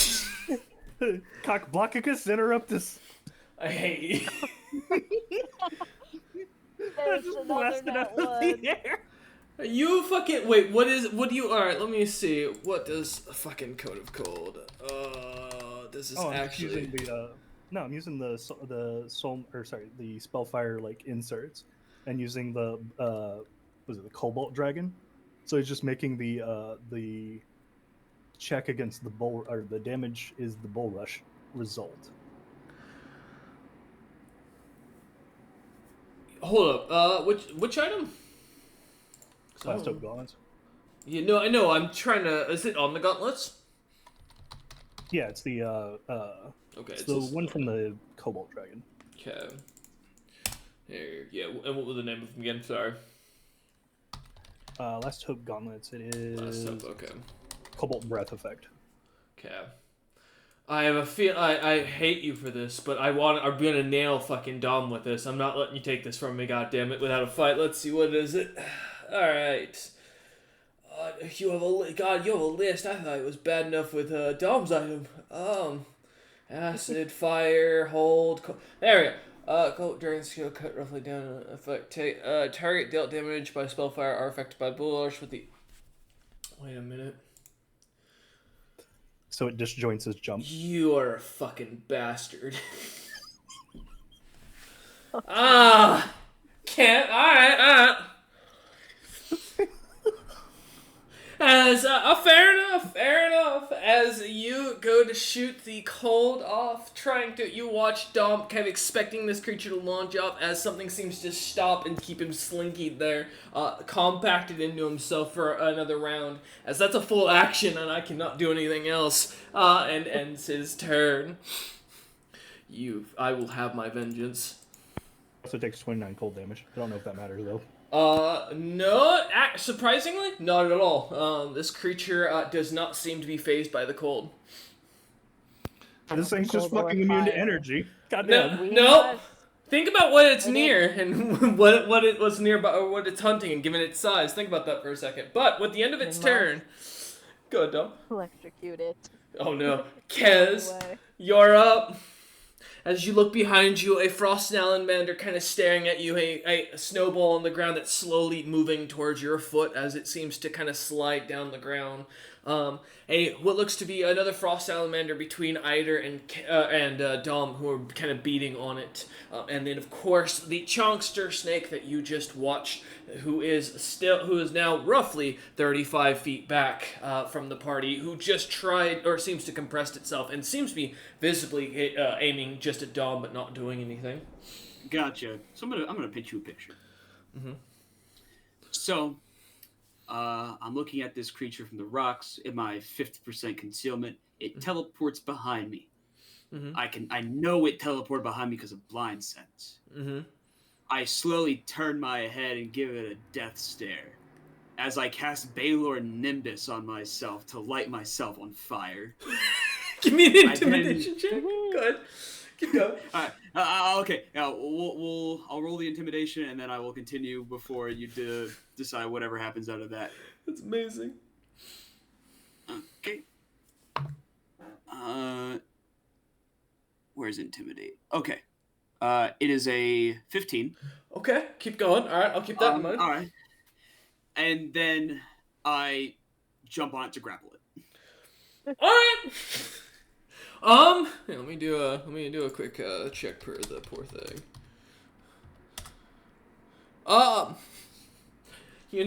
Kaz, for once, it worked. I'll give you a +2 for the grapple on top of this. Yeah. This creature kind of shivers a little bit in fear. Let me double check if fear gives any extra bonuses off the top of my head, because I don't remember. So far right now it's a 26 to grapple. Well, I can beat you. I just have to roll higher than a 6. So that's why I'm gonna double check for you. Oh, damn. I think fear does not. Frightened. Well, no, it gives a -2 on ability checks. Oh, that's true. So okay, then so it does. So I have an 8 plus 18. All right, cool. Thank you. Yeah, because intimidate inflicts shaken. It doesn't. That's it. Shaken. Thank you. Yeah. Well, sadly, as you go to wrestle with the thing kind of like a dog not wanting to have itself grabbed starts kind of pushing on you with all of its weight and shoving away from you as its head kind of looks to the sky and it tries to keep you from grabbing at it. The creature kind of pushes you off as it scrounges away from you. All right. That's actually, one. wait, hold on. How? Because I'm wondering if I did grapple wrong. Grapple is what size are you? A large. Oh, so you would add a +2 on that? No, it's a +4. But +4. to start a grapple, I have to make a successful melee attack roll, don't I? Touch attack. Touch attack. You are right. And then I believe it gets an attack of opportunity if you don't have improved grapple. Correct. I was gonna let you get away with it, but yeah, go ahead and roll it. No, I want to be fair. I want to be honest. Yeah, no worries. Hey, that's your choice. We keep each other honest here. Yeah, no, that's fair. That's fair. Ider sitting in the background like, why? Oh, What, I I do guess this all the first, time. I know. I Yeah. believe you roll your Yeah, attack let of us opportunity turn on first us to in see if an it even instant. happens. Let me see. Well, you have to roll. Oh, Well, it is- cause you got an attack of opportunity first. Double Because if you check. do hit, my grapple fails. Yeah, no, I know. I'm double checking something because I custom my monsters and I need to check a feat rolling. Does get a -2 because you left it shaken, so you know. Yeah. Not stirred. God damn it, that's horrible. Not stirred. Okay, perfect. All right. Because when both parties make a grapple check, both of them have to roll the d20 plus base attack, strength, and size modifier, right? Yes, monsters just always have that already categorized in their grapple. The main thing in this situation is I assumed you had improved grapple, that's why I didn't assume for an attack. No, opportunity. I see ice creature and I want to grab it while I'm lit on fire. Oh, nice. All right, Give it gotcha. a nice hug. Okay, so with that's a plus to that. That is a 14 to hit, Kez. It certainly does not. All right. Okay. Well, I'll be back. But with All the right, grapple still failed, and make sure you did do a double check on your mouth there. Well, that's that part. I still gotta do the melee touch attack to even Double check. see if I even managed to get to it Yes. for it to make the grapple check. Got it here. Yep. All right, so that is I think by now I'd be used to 22. grapple checks. 22. it's a touch attack. No, I know. Yes, that does hit. So I have a 12 touch AC on these poor creatures. Gotcha. Well, and then I guess with a plus 18 to grapple is insane. Mm-hmm. Well, then I guess it still fails, but we did it right. We did it right. Let it be known. You almost. Man of honor. Kez is a man of honor, and he's going to die for it. All right, fair enough, Kez. With that, that is a grapple check, and I can't remember. I think grapple is full round. It's one. It's one. It's just an action. Yeah. So you have not moved. Would you like? Oh no, because you did set yourself on fire with the spell. Mm-hmm. Ah, I forgot about that. No mind. As you kind of continue to glow, trying to grapple onto the poor creature, grabbing at it as you do, as it pulls away from you, trying to get away from your hug of eternal flame. Out of fear or spite, the creature does not seem to want to hug you. Realizing, Kez, apparently there are some creatures out there that will not cuddle you. Man, I just wasn't expecting this little mini creature to have a plus 18 to grapple. It is because of the fact that this creature has a higher strength stat, naturally. Good God! Mm-hmm. They're strong. Gotta And beef up some expendable. things to give it other things. As I've pointed out, creatures are set to the environment, not necessarily to their stat blocks. I just use their stat blocks as the basis. Kind of like the idea of like in the Victorian age when they said, here's an elephant, and they're like, here's also an elephant. It's the same elephant, but they're totally two different species because we can't tell the difference. So, same thing though. Regardless, as we go up to the top of the initiative, Eider, you are up. All right. Well, shit. Yeah. All right. Pull the ripcord on my thing All right. to get back good old smooth 5 spell levels. Okay. And then roll the d20 to figure out how. Yep. Well, that's gone for the rest of the combat. As your gauntlet kind of gives its glow, a final glow, and then kind of the insert dies down. It's like that one combat. It was really good because I rolled like a 3 and then a 4, and then it's just been like above 10 since then. So Yep. like, yep, that's not happening. The game understands. Yep. All right. Well, upside is I've got back some spell levels to be able to use and stuff. So got the salamander, which is sandwiched between me and Dom. Well, going to turn to attack it, and then hold action to try and interrupt the snake again, if need be. Okay. Or prepared action, not hold action. I should Yep. say. No. Yeah. Prepared because you don't want to move your initiative. I got you. Yep. Okay. Yep. Another reflex save from the poor salamander. No, I'm just hitting it. Oh, my apologies. I caught that. All right. Let's see what you got.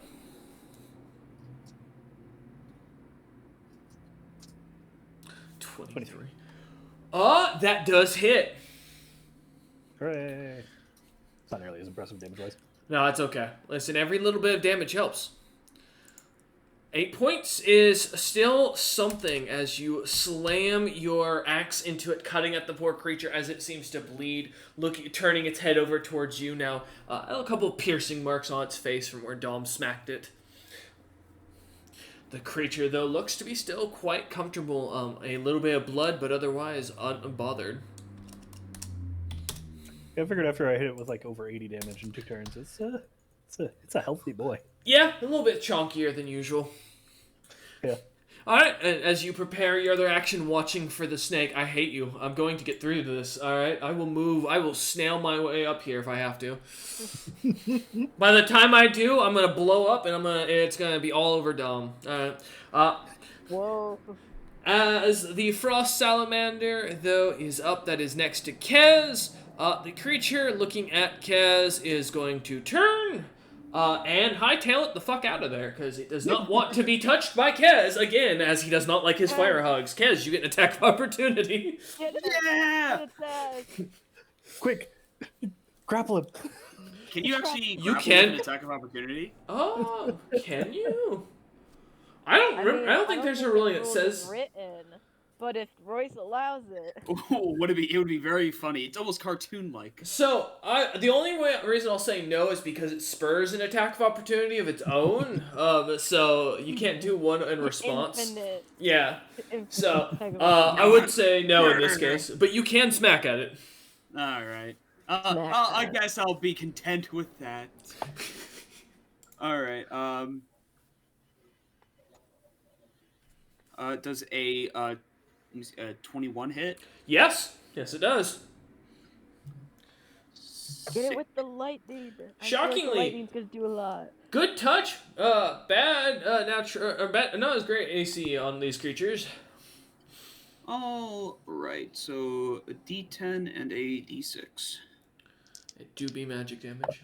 Let's see what you got. All right, we've got 7 bludgeoning and 5 lightning. Okay, give me a second. 7, and the bludgeoning is magical, I believe, right? Yes. Cool. So it takes 15 points of lightning, which really fucking hurts as the creature God. gets Yes, the shock knew of it. its lifetime, not expecting that in the slightest. I As called it. the creature's leg kind of zaps, and you see as it almost goes dead numb, and the creature looks back at you, and eyes wide, fear clear, as the creature bites at its leg and tries to pull it. I know your weakness now. As the creature is going to move That's the many full, weaknesses. yeah, as it's going to move the full 30 feet to the other side of the forested path and kind of get near next to the tree. Kez looks on ecstatically. No pun intended here. All right. It's electric. God damn it. As the other frost salamander is up. It give is me- nauseated, so it can only take a single move action. Oh yeah, no, don't get me Till my wrong. turn. So I'm curious to see Um, where it'll move to. no, that is a good point. Kez going full static shock over there. The problem is I burned my one way ticket out of here. For the advantage of I didn't want Kez keeping me from killing you. And now I'm regretting my tactics, but these creatures do have very low intelligence, so I'm not exactly bothered by that. Not as smart as the bear hounds, evidently. Nope. The creature is going to go ahead and, well, if it can only move, it's going to run. And it is going to run to its other pairing as fast as it can, which will give Dom and Yes. Eider both attacks of opportunity. Yes. Yes, it will. I was hoping for that. Oh shit! I forgot the flanking bonus. Yep, plus Oh, 2. It didn't really matter because I still Do hit. we still get that for the attack of opportunity or no? It happens before the action that triggers it, so it would be still flanking. Okay. My total will be a 16. I kind of rolled bad. 16 does not hit. You're off by 1. And Eider, what was yours again? Motherfucker. 24. 24, that hits. Let me double check there isn't something I'm missing on my many feats. Feel free as Eider hits for 9 points of slashing damage, I assume. Yeah, it's slashing. Wait, Okay. wait! My Yes. +2 from the bluff check. I do hit. That's what I'm missing. There you go. Roll your damage. Fuck yeah! I was like, I'm missing something important. Something's wrong. I can feel it. So this will just be my usual unarmed strike. So it'll take a bit with the math. Okay. Either feel free to do yours first. Oh, he already did. I got Okay. his. Yep. Oh, It took 5 seconds. damn. He's slashing with his axe. I have my stats. it's a lot of rolling at this It point. is. And this, to be fair, I can technically thank/blame you for this. That's why he can't get mad. He's not mad at you about it. So again, magical, piercing, slashing, good damage on this punch. Let's see what you can. 30 points of damage. Okay. All right. Yeah. As you nail it in the Strike. face, the creatures, as you kind of turn, the axe catching the tail and kind of clipping it so the tail kind of hangs off. As Eider kind of looks on, a sick smile on his face as he watches the creature start to waddle away. As Dom manages to catch the creature in the side of its leg, macking it with the gloves and piercing into its leg, watching as it goes numb, going limp. Yes, do not forget your sneak attack. Oh! I didn't realize I got sneak attack when it was running away. I It was believe. flank. Yeah, because you're flanking.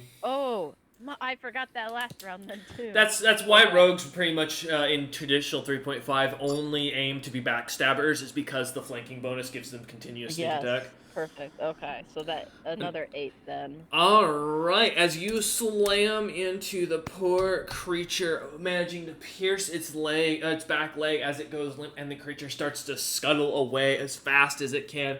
The creature managing to run over towards its companion at the edge of the northern portion of the map, or the top portion of the map. As they both kind of huddle next to each other, watching and preparing. It will end its turn.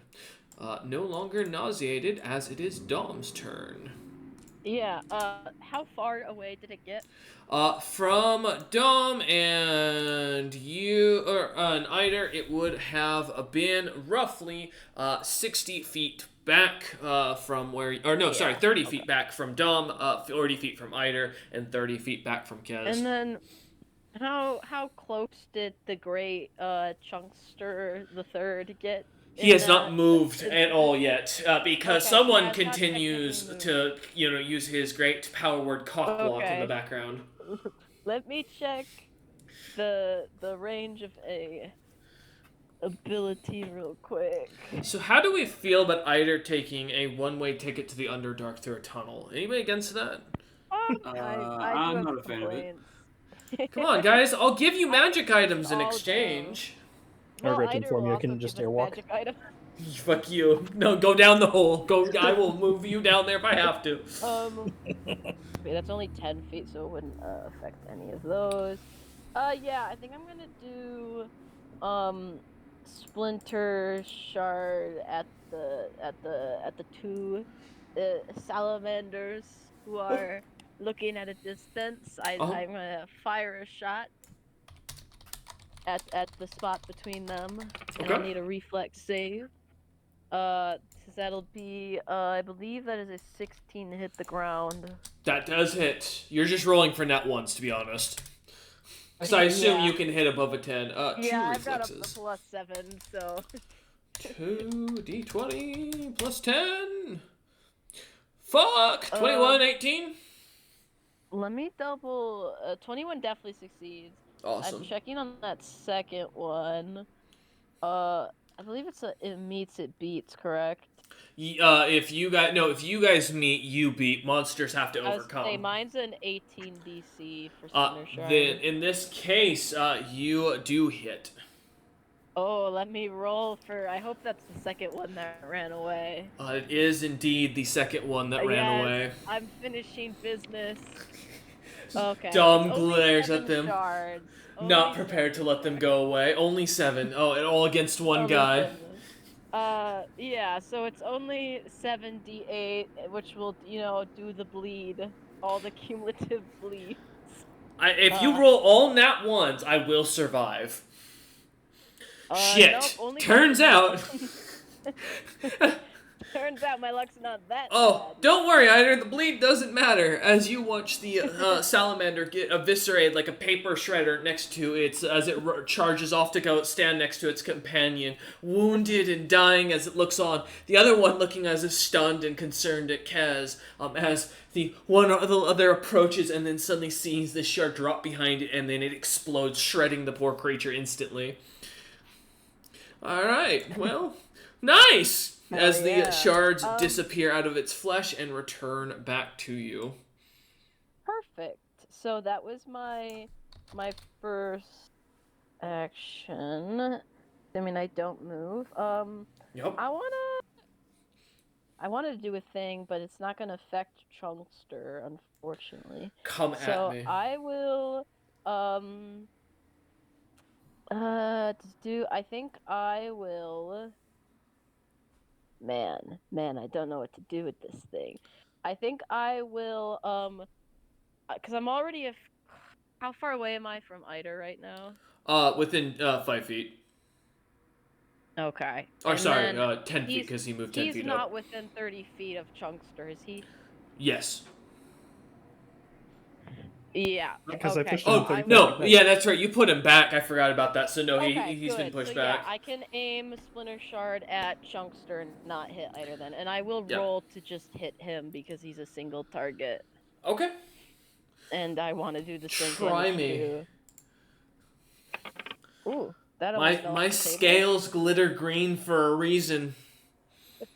Well, I think you will manage this one because it's only an 11 because I rolled really bad. Yes, that does not overcome. No.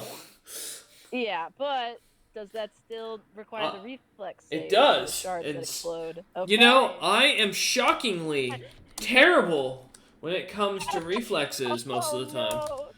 Oh no. However, oh no, I can't activate that. Never mind. Fuck. All right. Shit. There we go. Ah, well, we rolled well. That failed. Oh I well. got an 18 on the die, so I will be rolling 18d8 shards. Try me. This is for the serpent, right? Yeah. Yeah. Oh, and that will be 18 hits of bleed. So on its I'm its still next up. turn or its next turn. I'm gonna check the wording on that so I know. It's the start of its turn.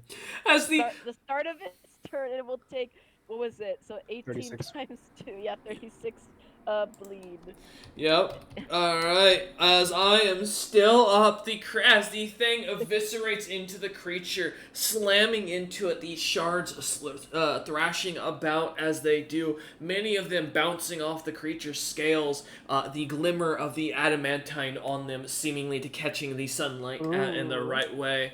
As they continue to kind of move about. The creature looks unbothered as he continues to stay in his scrunched form. It is piercing, slashing, and bludgeoning magical. I don't know if that makes a difference.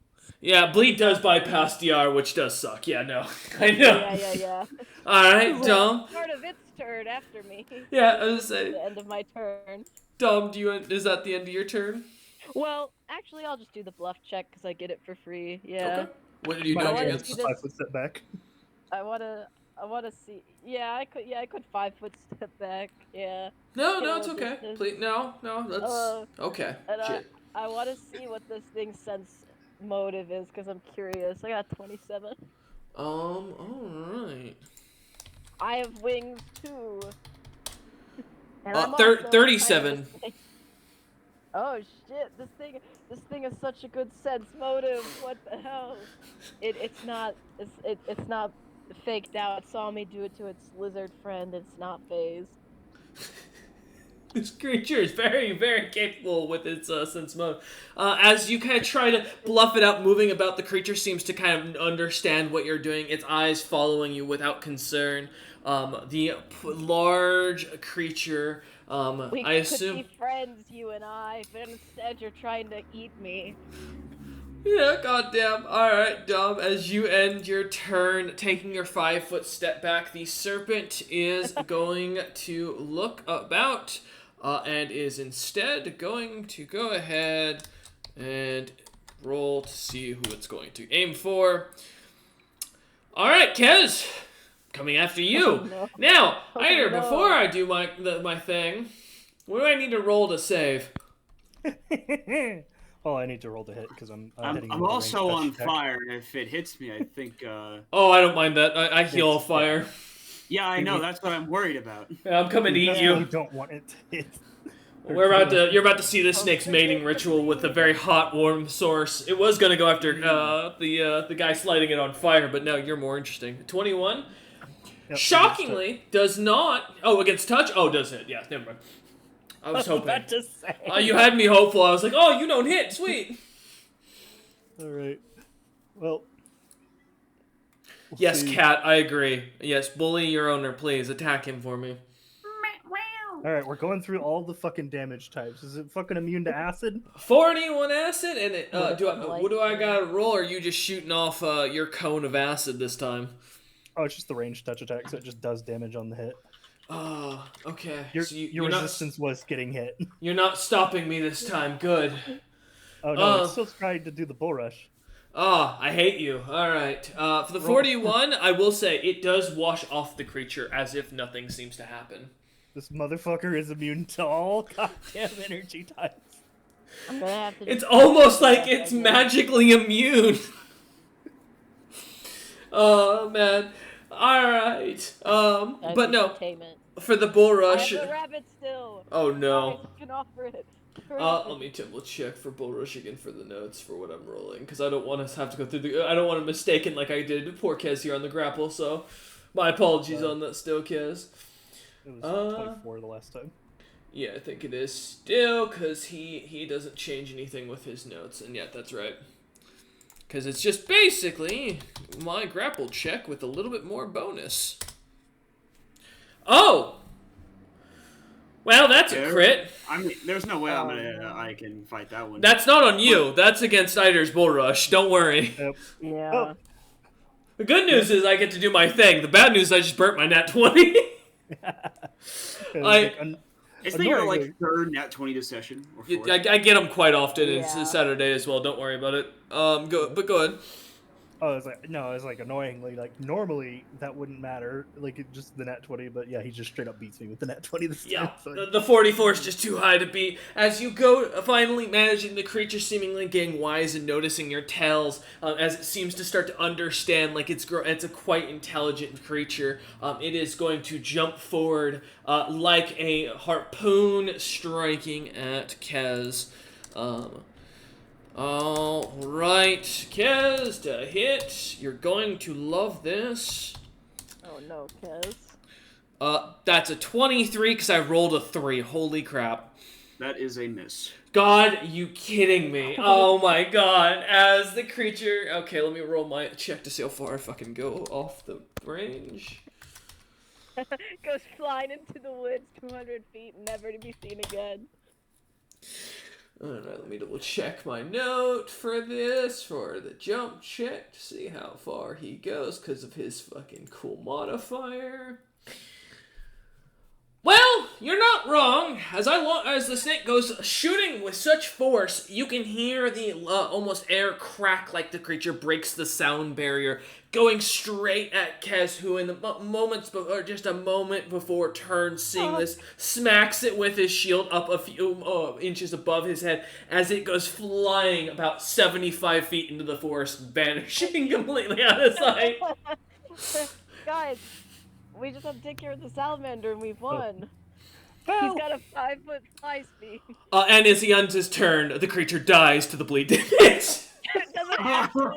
Yes. it probably dies to the bleed from the amount of bleed as The well. creature goes flying off. Fight The bleeding kind of hitting it so hard from the force of its jump, it seems to kind of, its eyes go, roll back, and as it dies midair, it collides with a rock, and in the distance, you all just hear this loud splat.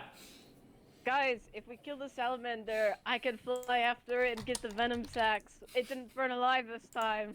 That was a constrictor. That thing doesn't have venom. But Hey, it's very you never important to get it know. because that thing was made out of like adamantine. Well, yes, obviously. And the wings would be nice.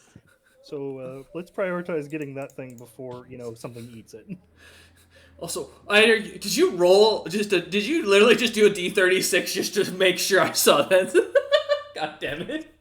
I was Fair trying to multiply out how much the thing does, but apparently it doesn't multiply for you. So Oh, fair enough. As the creature ends its turn, Kez, as you look on, about 30 feet in front of you, one salamander stands strong, looking on at its friend who's collapsed, shards that have vanished from its body, just holes that have torn it to ribbons. Its back left leg still completely numbed and dead from where you hit it. As it looks on at you, looks over at Dom and Kez and Eider. All three of you seemingly it seems to bounce between. What would you like to do? With my due to me having a 60-foot movement speed, I'm just gonna with a crack of lightning, I just move right in front of him and look down on this guy. As you charge forth towards the creature at top speed, standing up right in front of it, it looks up with concern as it prepares itself, a bluish liquid forming in its mouth. And I will smack at it with the hammer. No, you don't. Okay, Uh, well, I guess you don't. well, I guess Oh, I Galen said won't no. then. Guess back it up ahead. Guys, No. we gotta pack it up and It go. holds up a sign that says "Stop," like the Wile E. Coyote, and it starts like begging on its knees, and it starts like it grows an Italian accent and starts telling you about its children and its mother. I got the wife and kids at home. Yeah. Children to feed the native many mouths to feed my patina children. Yeah, exactly. But go ahead and roll. Unless you do you a favor, they're gonna have one less mouth to feed at home. Oh no. I say we find the nest. 23. 23 hits. Yeah, see, the cat's even cheering for us. It heard about the chunky dead snake and it's interested. Yeah. It's like tube. We've got 10 bludgeoning and 5 lightning. Ooh. Alright, I'm not dead. I am not dead. I want you to know that. Yeah. I am coughing up blood, but I am not dead. As the frost salamander as you smack into its face, you see its left eye starts kind of spinning, and the eye seems to go almost completely lame as it kind of looks down the side of the creature's face. Oh, go ahead. Add it, because you add the strength gets added as damage, right? Yeah. Yes, your strength modifier is, yeah. I haven't been doing that for a very long time. So I add another 3 damage. I mean, it's probably not enough, but I can feel Eider's pain in the background. It isn't enough, but that is still something that's every bit. It's like 3 damage, and I often forget that you can, because strength is like an additional damage. I keep forgetting that one. That's what the plus is. That's that when it says like a D8 plus. Well, because like I've been using it for like the attacks and stuff, but Gotcha. not the damage. Yep, keep that in mind. No worries, hey, we're learning. It's alright. You know, we had a player who fully forgot he had more than 5 HP the entire campaign until he was level 5. It happens. We all been there. Yep. So, as you go to swing, kind of slamming into him, seeing his head kind of go swing to the side, his eye going lazy, and the side of its face beginning to droop on, as well as the creature looks up at you, horror in its eyes as the black mark where your hammer seemed to impact it seems to have left a scar of an imprint, burning and smoking as you look down at the creature. It looks up at you with fear in its eyes. Alright, that's your movement and action. Any swift or immediate actions, Kez, you got? Nope. Alright, as you stand over it, menacingly looking down at it with the hammer in hand, ready to smack it once more, we jump on to Eider's turn at the top of the initiative once more.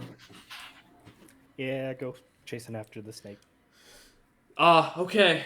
What's your run speed? Well, I have a 40-foot fly speed. Oh, okay. You're just gonna like walk into the air and start running off, so you're not bothered by the terrain. Yep. All right, smart. As you do, give me a spot check. Also have 10 foot of blind sense, if that helps at all. Oh, that would be helpful if these were creatures that were like hostile and not 20. naturally camouflaged. 26. Not 20 for 26. Okay, perfect. As you look towards the ground, as you walk through the air, kind of heading off, as you pass Kez, kind of seeing him standing over the salamander, handling business as he smacks the creature around.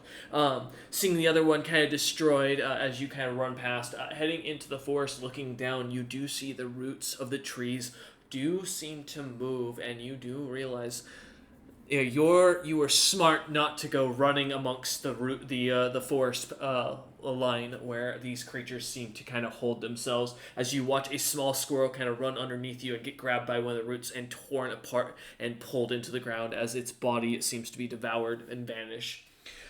As you kind of head off down, and you said how far for, you said 60 feet, right? 40 feet 40. what I have for like a normal Okay. move. So I can do 4 80 times. Oh no, okay, times 2. Okay, got you. Oh, because you're wearing heavy. I forgot about that.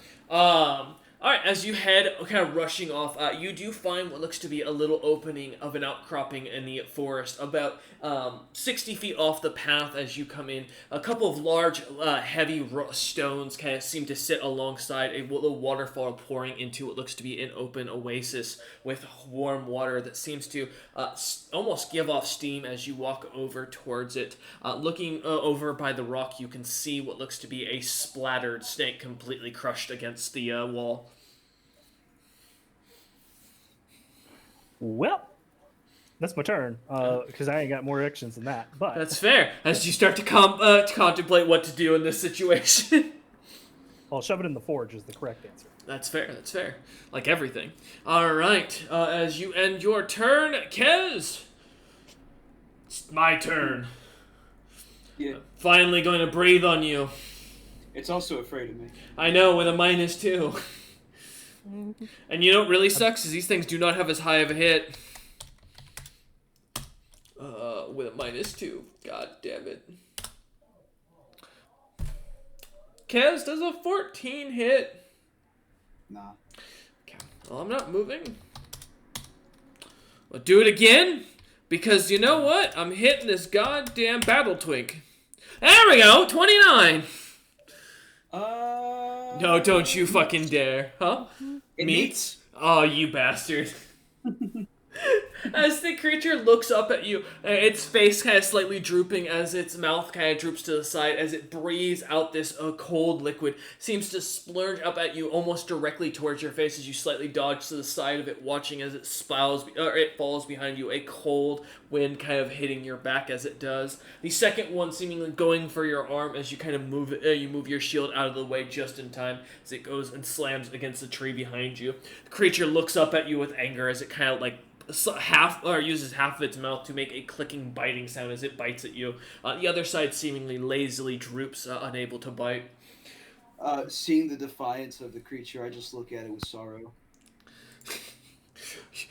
As you look down at it with sorrow, if it had enough intelligence to understand that, it might actually could be. It might do something. But as it ends its turn, Dom, you are up. I do not blame you, guys. I But your nature. believe full-heartedly Kez has this thing handled, especially after witnessing it fumble the bag. So, Dom will also fly up into the air, and with my 100-foot flying speed, I am going to take off after Eider, watching where he went in the woods, and go to meet him at the snake carcass. Alright, give me a spot check. Oh, go ahead, Eider. I would like to yell back to the team about like not stepping in the fucking like roots. Okay. Yeah, I'm like I like to imagine, depending on how tall the trees are, that I've got above the tree line and I'm looking down for you, almost like how like a hawk would look down for prey. Like I'm looking to see where you are moving through the trees. These Listen, dense foliage are about 80 feet in height, roughly, and about 20 feet thick themselves. Yeah, Yeah, we're that'd in take an my full ancient foot. forest. This is some Okay, thick okay. tree and treant. Well, yeah, just well above the ground. My spot will be a nice 15.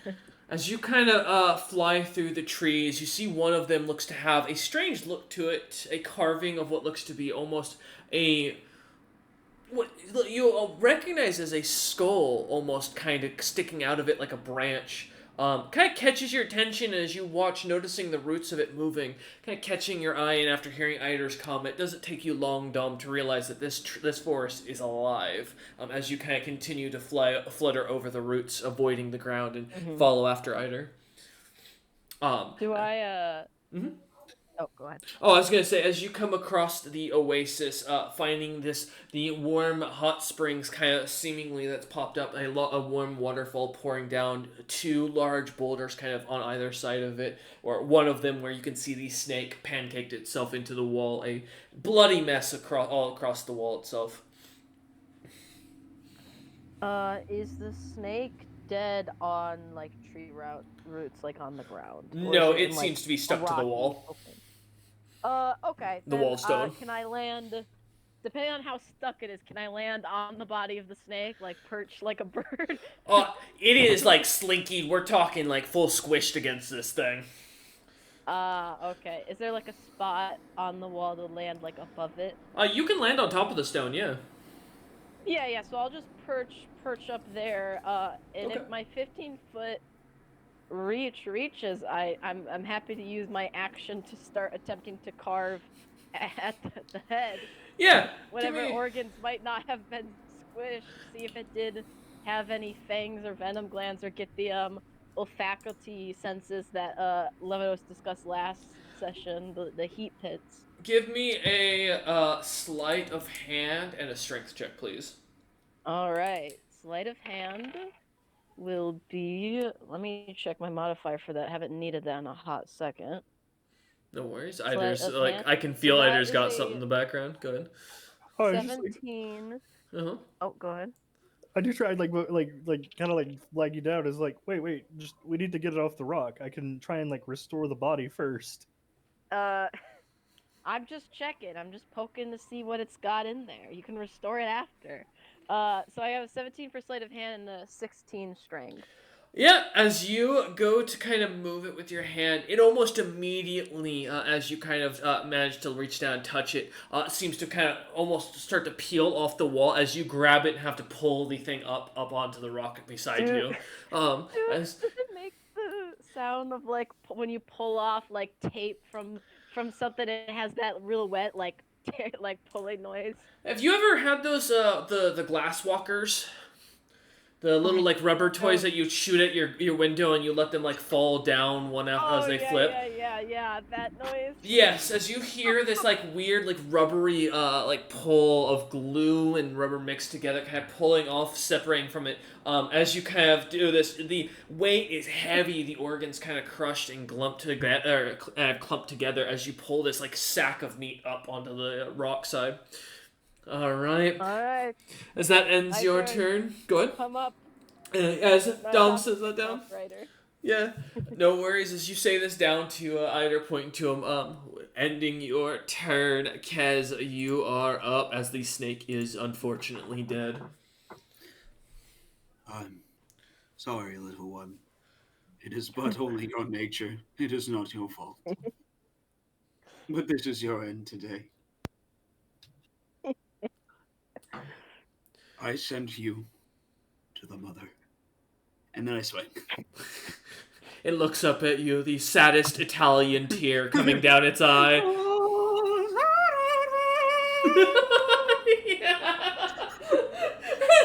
It goes down. Let's hope you hit, because that'll be really awkward if you don't. So that's just the base 19, so... 19, yeah, that hits. Do you crit on a 19 with your hammer? I don't think, I don't think okay. hammers have the... Because I have a... Man, if only. That's the next thing to get. Wait, doesn't your Warhammer have an improved crit range of like 17 to 20? No, I believe that is I believe that's Azur's scimitar. My Warhammer has a bonus to crit damage, not to crit range. What was your Warhammer called again? The Venomous Skullcracker. I'm almost 100%. I mean, if I'm wrong, then that'd be awesome. But I don't believe it has an improved. Is that not the one you just worked on and added more red colorium to? Am I not? Yeah, the red colorium it gave it a ×4 bonus on critical hits, not an improved crit range. Check. I mean, if you wanted to have an improved crit range, I would really appreciate that. I could have sworn it was. Maybe it was the scimitar I'm thinking of. Okay, that's fair. I thought it did give you a crit range. I knew I gave you a crit range on one of the items. I thought it was this. Yeah, I think it's the sword that Vicarette made for me that I just can't use yet because I don't have DR. Gotcha. But, yeah, so far the red colorium on the Venomous Skullcracker only gives it adds to the critical damage. Oh yeah, if you hit, it's a ×4. That's right. Your big thing is the one time you crit, you're gonna fucking hit like a god. Yeah, no. Yeah, okay. because hammers are usually a ×3. The Warhammers are usually a ×3, but with the red colorium, they made it to a ×4. Thank you. Okay, got you. Go ahead then. So So yeah, now we'll roll for damage, not forgetting the extra damage that comes from strength. +3, yeah. Let's see what he's got. We've got another 10 bludgeoning and 3 lightning. Well, Kez, how would you like to do this? Swiftly. As Kez, saying a quiet prayer in his head, lets the hammer down as the music peaks to the poor creature in its head as it seems to understand. As it looks on, its tears starting to go, or beginning to... Its eyes beginning to tear. There we go. As they begin to look up at you, the sadness, the horribleness, its life flashing before its eyes. That $2 cheeseburger it got from the gas station this morning, not worth it. Who knew it would die today? As that's its last memory as it thinks of its kids, and all it can remember is that $2 cheeseburger as the hammer strikes the side of its face, taking the head. And as you hear almost a simple and sickening crunch as the head twists in the most awkward fashion, creating a perfect L as the body then goes limp as Kez looks down, doing a quiet prayer over the body and stands back up. Directly casting Pache. As the music dies down and we exit combat, Kez, I assume, having heard Eider shout back not to step on the tree roots, you're going to wait on the pathway, or are you going to fly after? I'm curious. I mean, I won't go to the roots, but because I'm near the tree line, aren't I? Yeah, correct.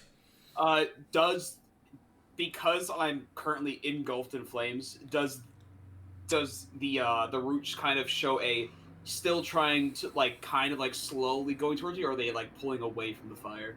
I'm trying to gauge how these plants react to flame. Give me, let's call it a search check for catching one of them and see if any of them can notice or catch your attention. Yeah. All right, cool. That is a 14. Okay. With 14, as you take a second kind of looking about, walking over, the roots seem to get almost closer to you as you start to notice, they seem to get thicker as the smaller ones get closer, larger ones seem to begin to poke out of the ground, and it's almost as if you're... You know how a gator will kind of slowly drift closer and closer to the water's edge to its prey? You get a similar feeling to that as you watch these things come closer to you. So fire wouldn't stop these things. All right, understood. All Pro right. tip: Well, last plant monsters we fought also weren't affected by fire. well, plant monsters. I mean, not all of them are the same. That's true. The same ecosystem. I mean, the last flying serpent we fought wasn't immune to flames. So the Chongster's a different breed, okay? Yeah. Okay. Kez, are you gonna? Yeah. I assume. Then are you able to fly at all? No, not without a spell, and I'm not going to use a spell. Okay. So, Develop go ahead. I'll just be taking the corpse of this salamander, bring it, and start just wait. No, all right. Yeah, as you kind of grab both of them up by the necks, kind of getting them getting comfortable with the positioning as you kind of move them about, getting them ready to move, and just kind of stand there waiting for the other two to return as you watch. Begin to kind of open up your prayer book, kind of reading some verses in the meantime as we jump back over towards Dom and Eider, about 80 feet into the woods, as they kind of stand about, looking at looking at Dom's now sack of snake, as I will call it. Whoa, looking at Dom's sack? No, thank you. Roll, Eider. Oh my. Well, to be fair, at Eider's height, I don't think at this point he's not used to it due to Ned. Level, it's not his fault. Honestly, it's Eye level? God, no. Kneecap. I was gonna say, yeah, Eider's looking at your kneecaps. It's the problem that Ned didn't used to wear pants. That's why Eider insisted he start wearing pants. Also, because we were going to start fighting things that were eye level with his junk, and that would save his ability to procreate. I regret that decision, however, now. Eider As soon as secretly. you throw pants on him, he starts shitting indoors. Like, what the hell? How did that work? You tried to civilize him too soon. I But think the pants would discourage. I didn't realize I shitting needed a indoors, handle but animal for no. my fucking party. I mean, he looks like a giant spider monkey now. That's neon blue. So maybe. But as you look over the snake sack of just torn up meat and muscle, that has been kind of squished and compounded. Dom kind of holding this thing. Dom, this thing is 2,000 pounds. This is a heavy snake as you're kind of holding it Yeah. as you set it down on the rock. I can kind of like pull it up and drag it, but I don't think I can't carry this. I just kind of like try and instruct Dom to like help me straighten it out and just try and like, apply the spellfire to just reknit its body back together. Okay. Maneuver it, and then I'll look at Ida and be like, however much of the scales you want, I don't think I can fit all of this into the bag of preservation. The scales might keep better out of it, but any organs you need, I can store. But I don't think 2,000 pounds seems like too much. Kind of like give like a shallow nod. I like think for a moment. Are you opposed to me like borrowing Ned? Because I can't just like pull him out of the you can forge. if you want to pull him out of the forge. Yeah, that's 100% fine. He just he can't do much for interacting because I only have his sheet. Good. I do have a +4 to survival now. I increased it in the level up. I don't think that's the concern, but yeah, no, I got you. Yeah, Ned can't fully help. Really. Yeah, the survival bonus. Ned is the highest. Got Ned you. by far has got the highest. Because like I think we just like are, to be honest with you, just dumping the meat because that's like a shit. Yeah, we have of weight so much meat in the If bag you- already now. If the two, if you want to just toss it in the forge for him to begin kind of prepping the body and working on trying to harvest it, I will say from the look of the creature, the most of the organs and the skeleton and meat inside of it seem to be crumpled. The muscle looks to be fine given it's melded to the shape of the body. But the skeleton looks to be completely crushed from what you can feel. There's no bones left. It seems to be shattered. The organs are jumbled up, and you can feel a few of them seem to be wet and squishy in the sense that they've been kind of opened up and broken. So, I think yeah. if you can get the take scales and the muscles and whatever makes it so immune to elements, that would make for great armor. I'm like 80% Or sure it's potentially great scales. damage. Yes. Why don't either of you give me either a knowledge, nature, or a survival check as you look at this to try, Alright. not for cutting it apart, but just to tell what gave it this ability. As Kez kind 21. of sits in the back, still working on it, waiting with his salamander, saying his daily prayers. 21, okay, 21 survival, I should clarify. and 30. Can I borrow theirs as an aid other? I know, Snape. Either is yours knowledge, nature, or is that survival as well? It's nature. Knowledge, nature. Between the two of you, it does seem to be the scales themselves are completely immune to natural magical effects. This creature seems to be completely almost unbothered by any magic. In fact, it heals on magical effects. However, and ironically, as you realize, Eider, this creature had a very big flaw in its design. It was very weak against bludgeoning damage. And as you, between the two of you, realize this creature has adapted because it seems to have eaten something that its stomach continues to expand and regenerate. Some creature seems to be inside it that it devoured that's dead but continuing to regrow and is what caused the creature to continuously inflate and have, in a sense, continuous calories to do so. However, as you kind of poke around at the creature, while the bits in there still slightly regenerating that you can kind of feel, it seems that this overall the creature had kind of, you guesstimate between the two of you, had a really terrible life in a sense, as it could no longer climb trees, it could no longer mate. As you can see, its reproductive organs kind of got pushed in because of the fat on its belly. Oh, no. The creature could barely move, as you could clearly tell, and its only functional ability to actually attack was to spring jump at things at top speeds using all of its immense muscle. I guess the upside is it didn't need to eat.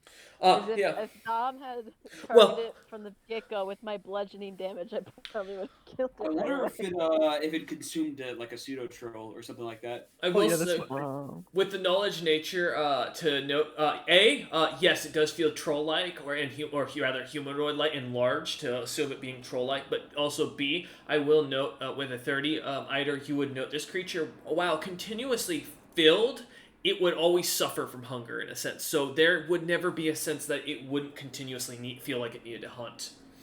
Oh, because it's not really absorbing any nutrients off. No. In a sense, yeah, Or- basically. could also be using as many calories as it was gaining by growing. All empty calories. Yeah. Yeah. I like checked like so like the pseudo troll, and I like contemplate for a moment. It's like, should I kill this thing? Like, As you kind of look in, as you open up the mouth of it, you can see inside of it. It looks to be almost the shape of a foot, and looks to be kind of grayish in color. It looking to be a little bit digested. You can see that the foot bones have fully rebuilt themselves, and the basically it seems to be up to around the ankle of fully growing back. Some sort of creature. Mm. I'm worried about what happens when that creature reforms. same. Do we think this is something we want to try to take care of? Is this something we want to let loose in the world? Because the snake's digestive system is no longer going to keep it in check now that I it's dead. have the perfect idea. I like reach in and like grab the like hold of the foot and like start trying to like pull it out. Mm-hmm. Like there's no resistance. Yeah, no. As you open up the snake's mouth, you realize you could almost climb into this thing's mouth. Like, this thing was big. This is a big creature. As you kind of lean in and pull it out, there's a bunch of goop on it. Some what looks to be purple liquid and stuff from the steak stomach. But as you kind of wipe away the slime and liquid off of it, it seems to. Yeah, the nails have fully grown. The creature looks to have something on its ankle that looks to be a gold band at the that has just recently come into the regeneration. And as you kind of look at it, it looks to be a foot of a humanoid. I contact Zebril like via like the quote unquote emergency line, because this is out of my pay grade. This is theoretically a visitor to his lands. So I'm trying to like get him to like take it to see if it's worth executing or doing something with. It's like if I kill the humanoid in his lands, I don't feel like that would go over really well. Because if it's a pseudo troll, then they're native to this island.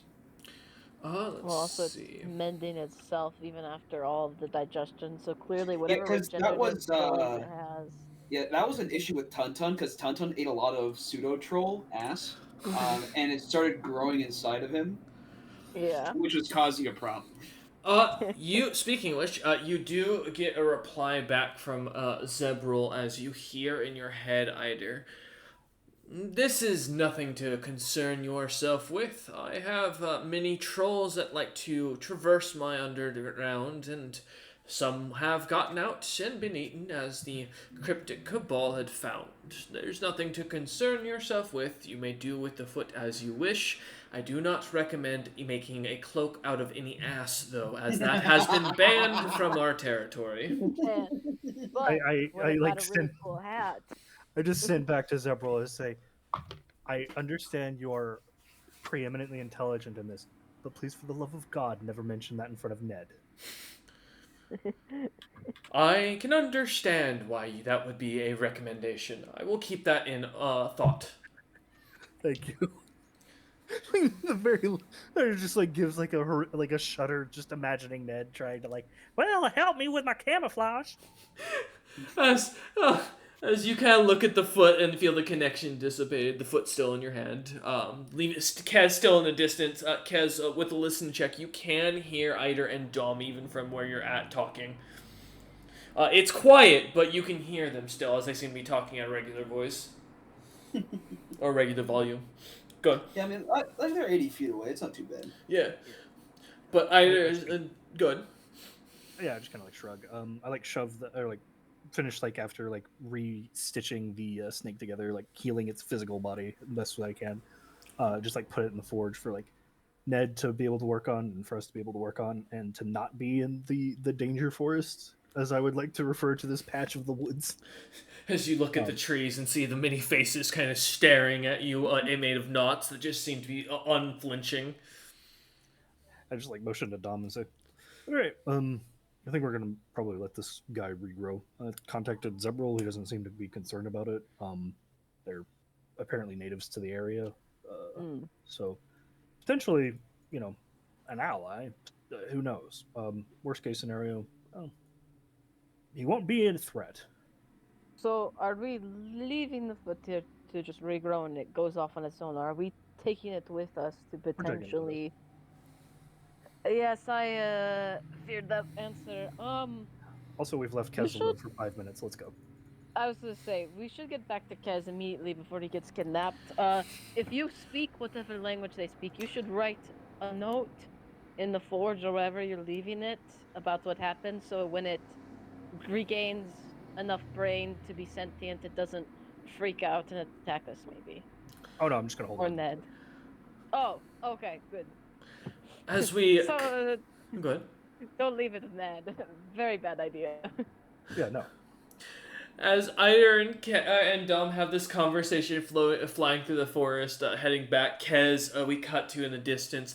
As you look, Kez, in the forest, there are a bunch of beautiful, topless fire giantesses dancing and skinny diving, trying to get your attention to come over and tempt you as you continue to read your holy book.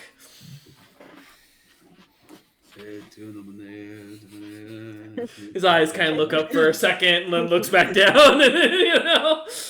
A note to self, gotta do the vow of chastity next time. Yeah, right. As Kez fully realizes these are plants trying to lure him in and eat him, and is not going to be kidnapped again by these creatures, kind of continues focusing on his book. Just look at him, lightning crackles from my eyes, looking at him, and then closes them. Oh man! As They might be fine with fire, but lightning always hurts plants. Or I'll desiccate them, you know. That's also Give them true. a little, yeah. A little desiccate. It's like, stay back! As you prepare yourself, kind of waiting and continuing on your prayers, as you have the book flipped over into your desecrate spell, you hear as Dom and Eider begin to flow through the forest and head towards you. Now, as they get within 20 feet, kind of seeing you standing there reading your book, as you were the two salamanders to either side of you. Hey, you guys good? You got the stuff? Just like flash a thumbs up and like toss you a foot. I was gonna say, I thought you were gonna flash the foot, Dad. As you see a foot come over to you, give me a reflex check, Kez. Alright. By the way, I'm definitely not going to catch it. If anything, I'm letting it fall to the ground in front of me. Oh, okay, that's good to know. 17, 18, 19, 20, 22. As Kez gives a final glare over at the plants who seem to disappear into the forest as the fire giant just seem to run off, and he kind of just smirks at them and looks over and sees the foot smack into his shield with a wet slap and just kind of slides slowly dropping to the ground as he looks down and sees this grayish skinned, what looks to be just humanoid large foot, about a size 12 roughly from what you can tell. Is this supposed to be an insult to me or something? No, it's the guy that was in the snake. He's still technically alive, from what I can gather. Gotcha, so why throw it at me?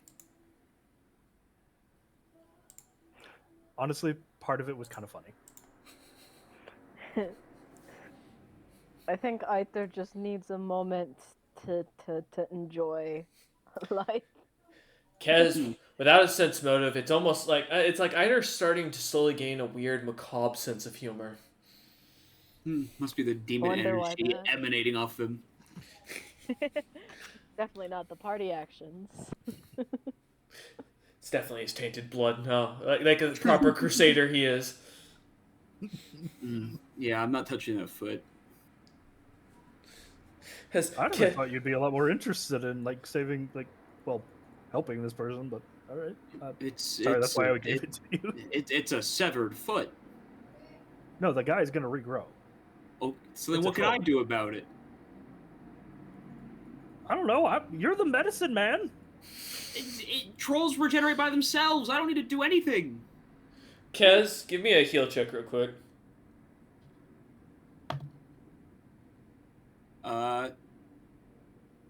30.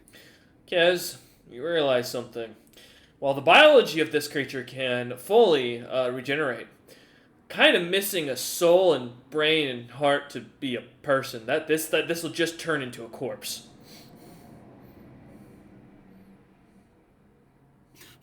It's a regenerating corpse as you look at Eider and realize what this is. And he's just tossed at you, expecting you to be able to pull a soul out of the air and put it into this thing. Eider, in the most simplistic way, just said, "Hey, you're a doctor for me." Yeah, buddy. Uh, okay. Sure. I'll do what I can. And I'm just gonna wiggle my fingers over and not actually do anything. You watch as a little bit more growth appears either on the foot, as if it suddenly grew at the response to Kez's finger wiggling. See there, look. I made sure it could grow back faster. We're fine. Let's get a move on. All right, jackass. At that point, I didn't realize this Kez is fucking with him. Motive to know this is sarcasm. That's for throwing a foot at me, dumbass. Oh, you're gonna It's be real mad when I dead. get troll regeneration. It's dead. It's all right.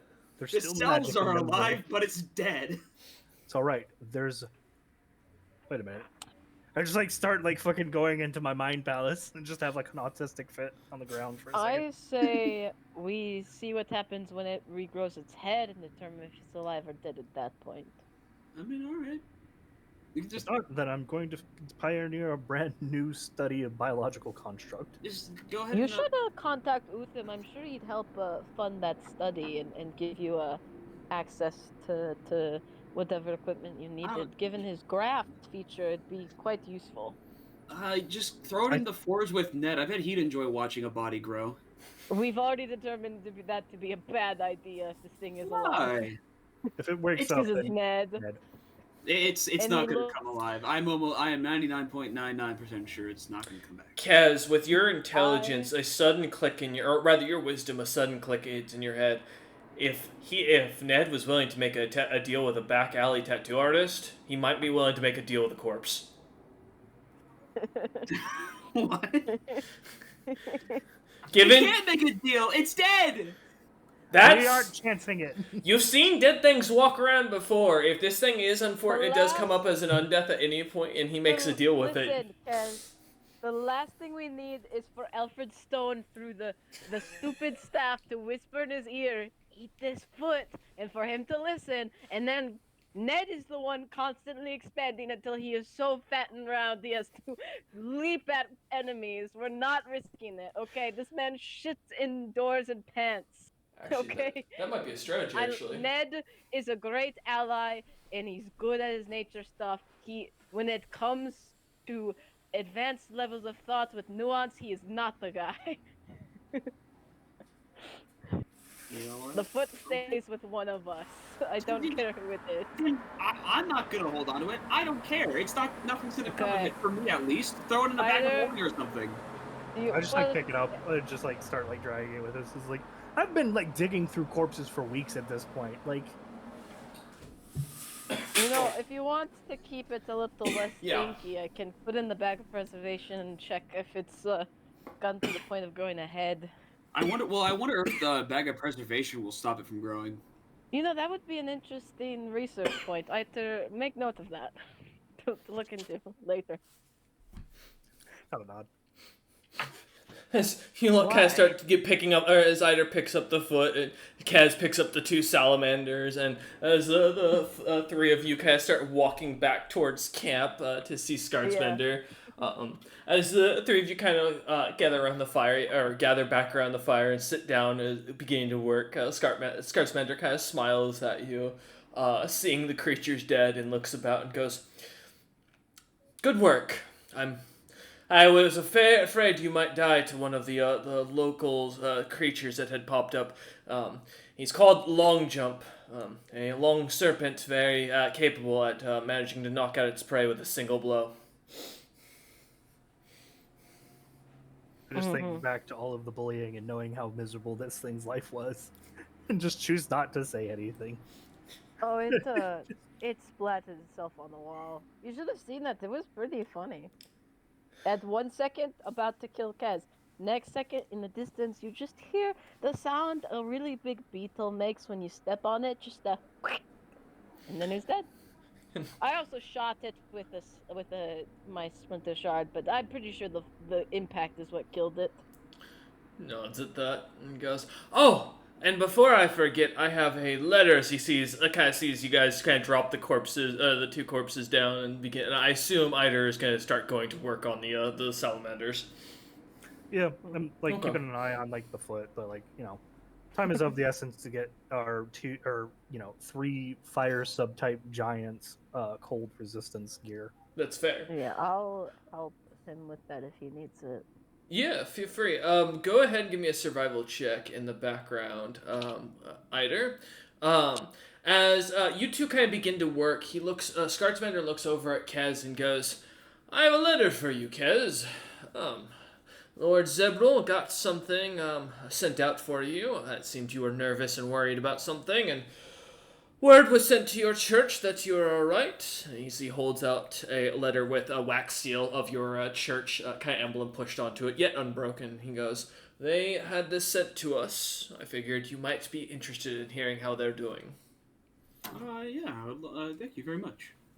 He nods and goes, "You'll have to pump a little magic into it. Zebril doesn't believe in the ideas of letters by words, as they are more dangerous. Runes being easier to carve into them and such." Okay. As he hands it over to you. And then I'll put a little bit of magic into it. As you pop the wax seal with your thumb, kind of cracking it as it does and opening it, and putting a cantrip level spell into it, a spell slot into it, you see as a light spell kind of erupts, and you see the person you put in charge. Them kind of standing there, a bit older, a bit of salted gray in their beard, what looks to be a heavy cloak. Looks to be like a giant kin of some sort, as you recognize the individual, but the imagery is a little rough because the light spell seems to be almost worse than the R2-D2 robot scene. As you can just kind of see the holy symbol on his chest that seems to kind of recognize him as the high priest, and he's the tallest. He begins to kind of talk as he comes into a view and goes, "My dear champion Kesnanok, I'm glad to hear you're doing so well. We, here at the church and King's End, have done quite well for ourselves. We've become the first church of Ella Ugbo. And now, we are raking in money beyond what we expected. We have 4 other churches set up in each of the cardinal directions, and we've set them up to help with the gatehouses. The guards have decided to assist with it and have decided to station themselves up amongst many of the hospitals we have. Our clerics, though small, have grown in a little bit of number. We've gained a few more members who seem to have a knack for magic, which has seen us gaining wealth. We have now claimed ourselves as one of Utham's top hospitals in the nation and are managed to claim a second place to the Westwind Clinic in our medical knowledge. We're bringing in around 200,000 gold pieces gem pieces this year. I'm quite shocked, to be honest, good Sir Kesnok. But I must admit, we could not have done it without your convert that you sent over. He even managed to show up and was here to send you a message. He's been helping and assisting us with many things and was letting us know about your adventures along the way. As he kind of ushers someone to come into scene, and as your heart sinks as you see Jakix standing there. As he pops into scene, and the light goes from this bluish color to red around him, and you see the priest look at him and go, "That's quite strange. I've never seen that before." As Jakix smiles and pats him on the shoulder, and you see the high priest kind of goes stiff and stops moving, almost as if the spell effect has just taken effect. As Jakix leans in and goes, "Hello, Kesnanok. How do you do? I imagine you probably don't remember me, and you're probably waiting to respond to this, forgetting that this is a spell and you can't talk to me. I know, because you lack in any true intelligence, all beauty, no brains, of course. How does the dear Domnander do? Are they still sucking up to their dear old father? Are they still making all the wrong decisions, not planning anything for the social injustices that they'll have to face? Oh, and what about the short one who decided to send me off on a little vacation? I hope his head has gone so far up his ass that he finds gold up there. Please make sure to pass that on to him if he's not nearby, and if he's dead, please play this at his grave. And if you could piss on it for me, I would be very happy for that, but I understand if you're uninterested. Though, continuing on, I wanted to pass on the message and let you know that your church has been doing so well. And you know, it's funny, I'm not even the one that's causing the problems. I'm just here picking up an item I was that I had dropped off during some inaction, and hope you don't mind a little interest. I think it was an item going to Eider was his name, I believe. Yes, that's the little pissant. And he kind of smiles again and goes, I believe it was the one that you had promised with Utham. Well, I appreciate it. It's a beautiful weapon. I really do. I was waiting at the church, in fact, for you lot when it got here, and so I helped myself. But in exchange for this beautiful prize I've gotten from you, I figured I would only kindly offer you a deal, or rather, a piece of information in exchange. You know, demon to good guy with demon supporters? Yeah, let's go with that. He nods and goes, you know, I heard that Alfred Stone has a real hatred for your church, and he's been working with the Ironheart Merchant Company to slowly manipulate the world against you. I hear, in fact, that the Ironheart Merchant Company was the one who supplied the troops with weapons and materials to attack some of the Alakbo followers. Their little stint in Mana's Grove and all that. They even helped out a church that was dedicated to destroying or assisting in the destruction of your goddess. Taking their holy artifact, wielding it, they did give it over, but still using it to fight and slay individuals.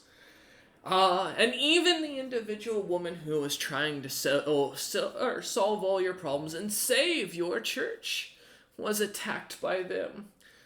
Ask them about it. The little elven woman they attacked, the elven sorceress. They'll tell you about how she was being attacked by a dragon and made up this big mythos about how she was trying to kill them and it was all an illusion. But I promise you what she was trying to do was drive them away from a land they were yet to be in for fear of what they were going to do. Think about it, Kesnanok.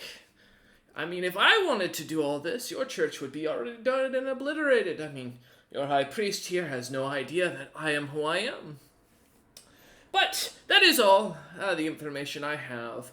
I hope you all are enjoying your mini vacation while the world falls apart. Our mission may be a little busted and broken up, but the pieces are being removed. The Stronghelm's gone, the Vencosts as well. The Ironheart's taking over as they were supposed to. All's falling apart, just like we thought. And it's all because of you. But I've taken up your time too long. Toodles! As you see him walk off, and the high priest kind of shake his head and unfreeze as he looks on and goes, where? Oh, anyways, Kesnanok, I hope you're having a great adventure wherever you are, and I want you to know we're doing great here at the help or an assistance from your friend. I hope you take it easy while you're there. And that cuts the message. The fires of war and the drums are beating in Kez's head.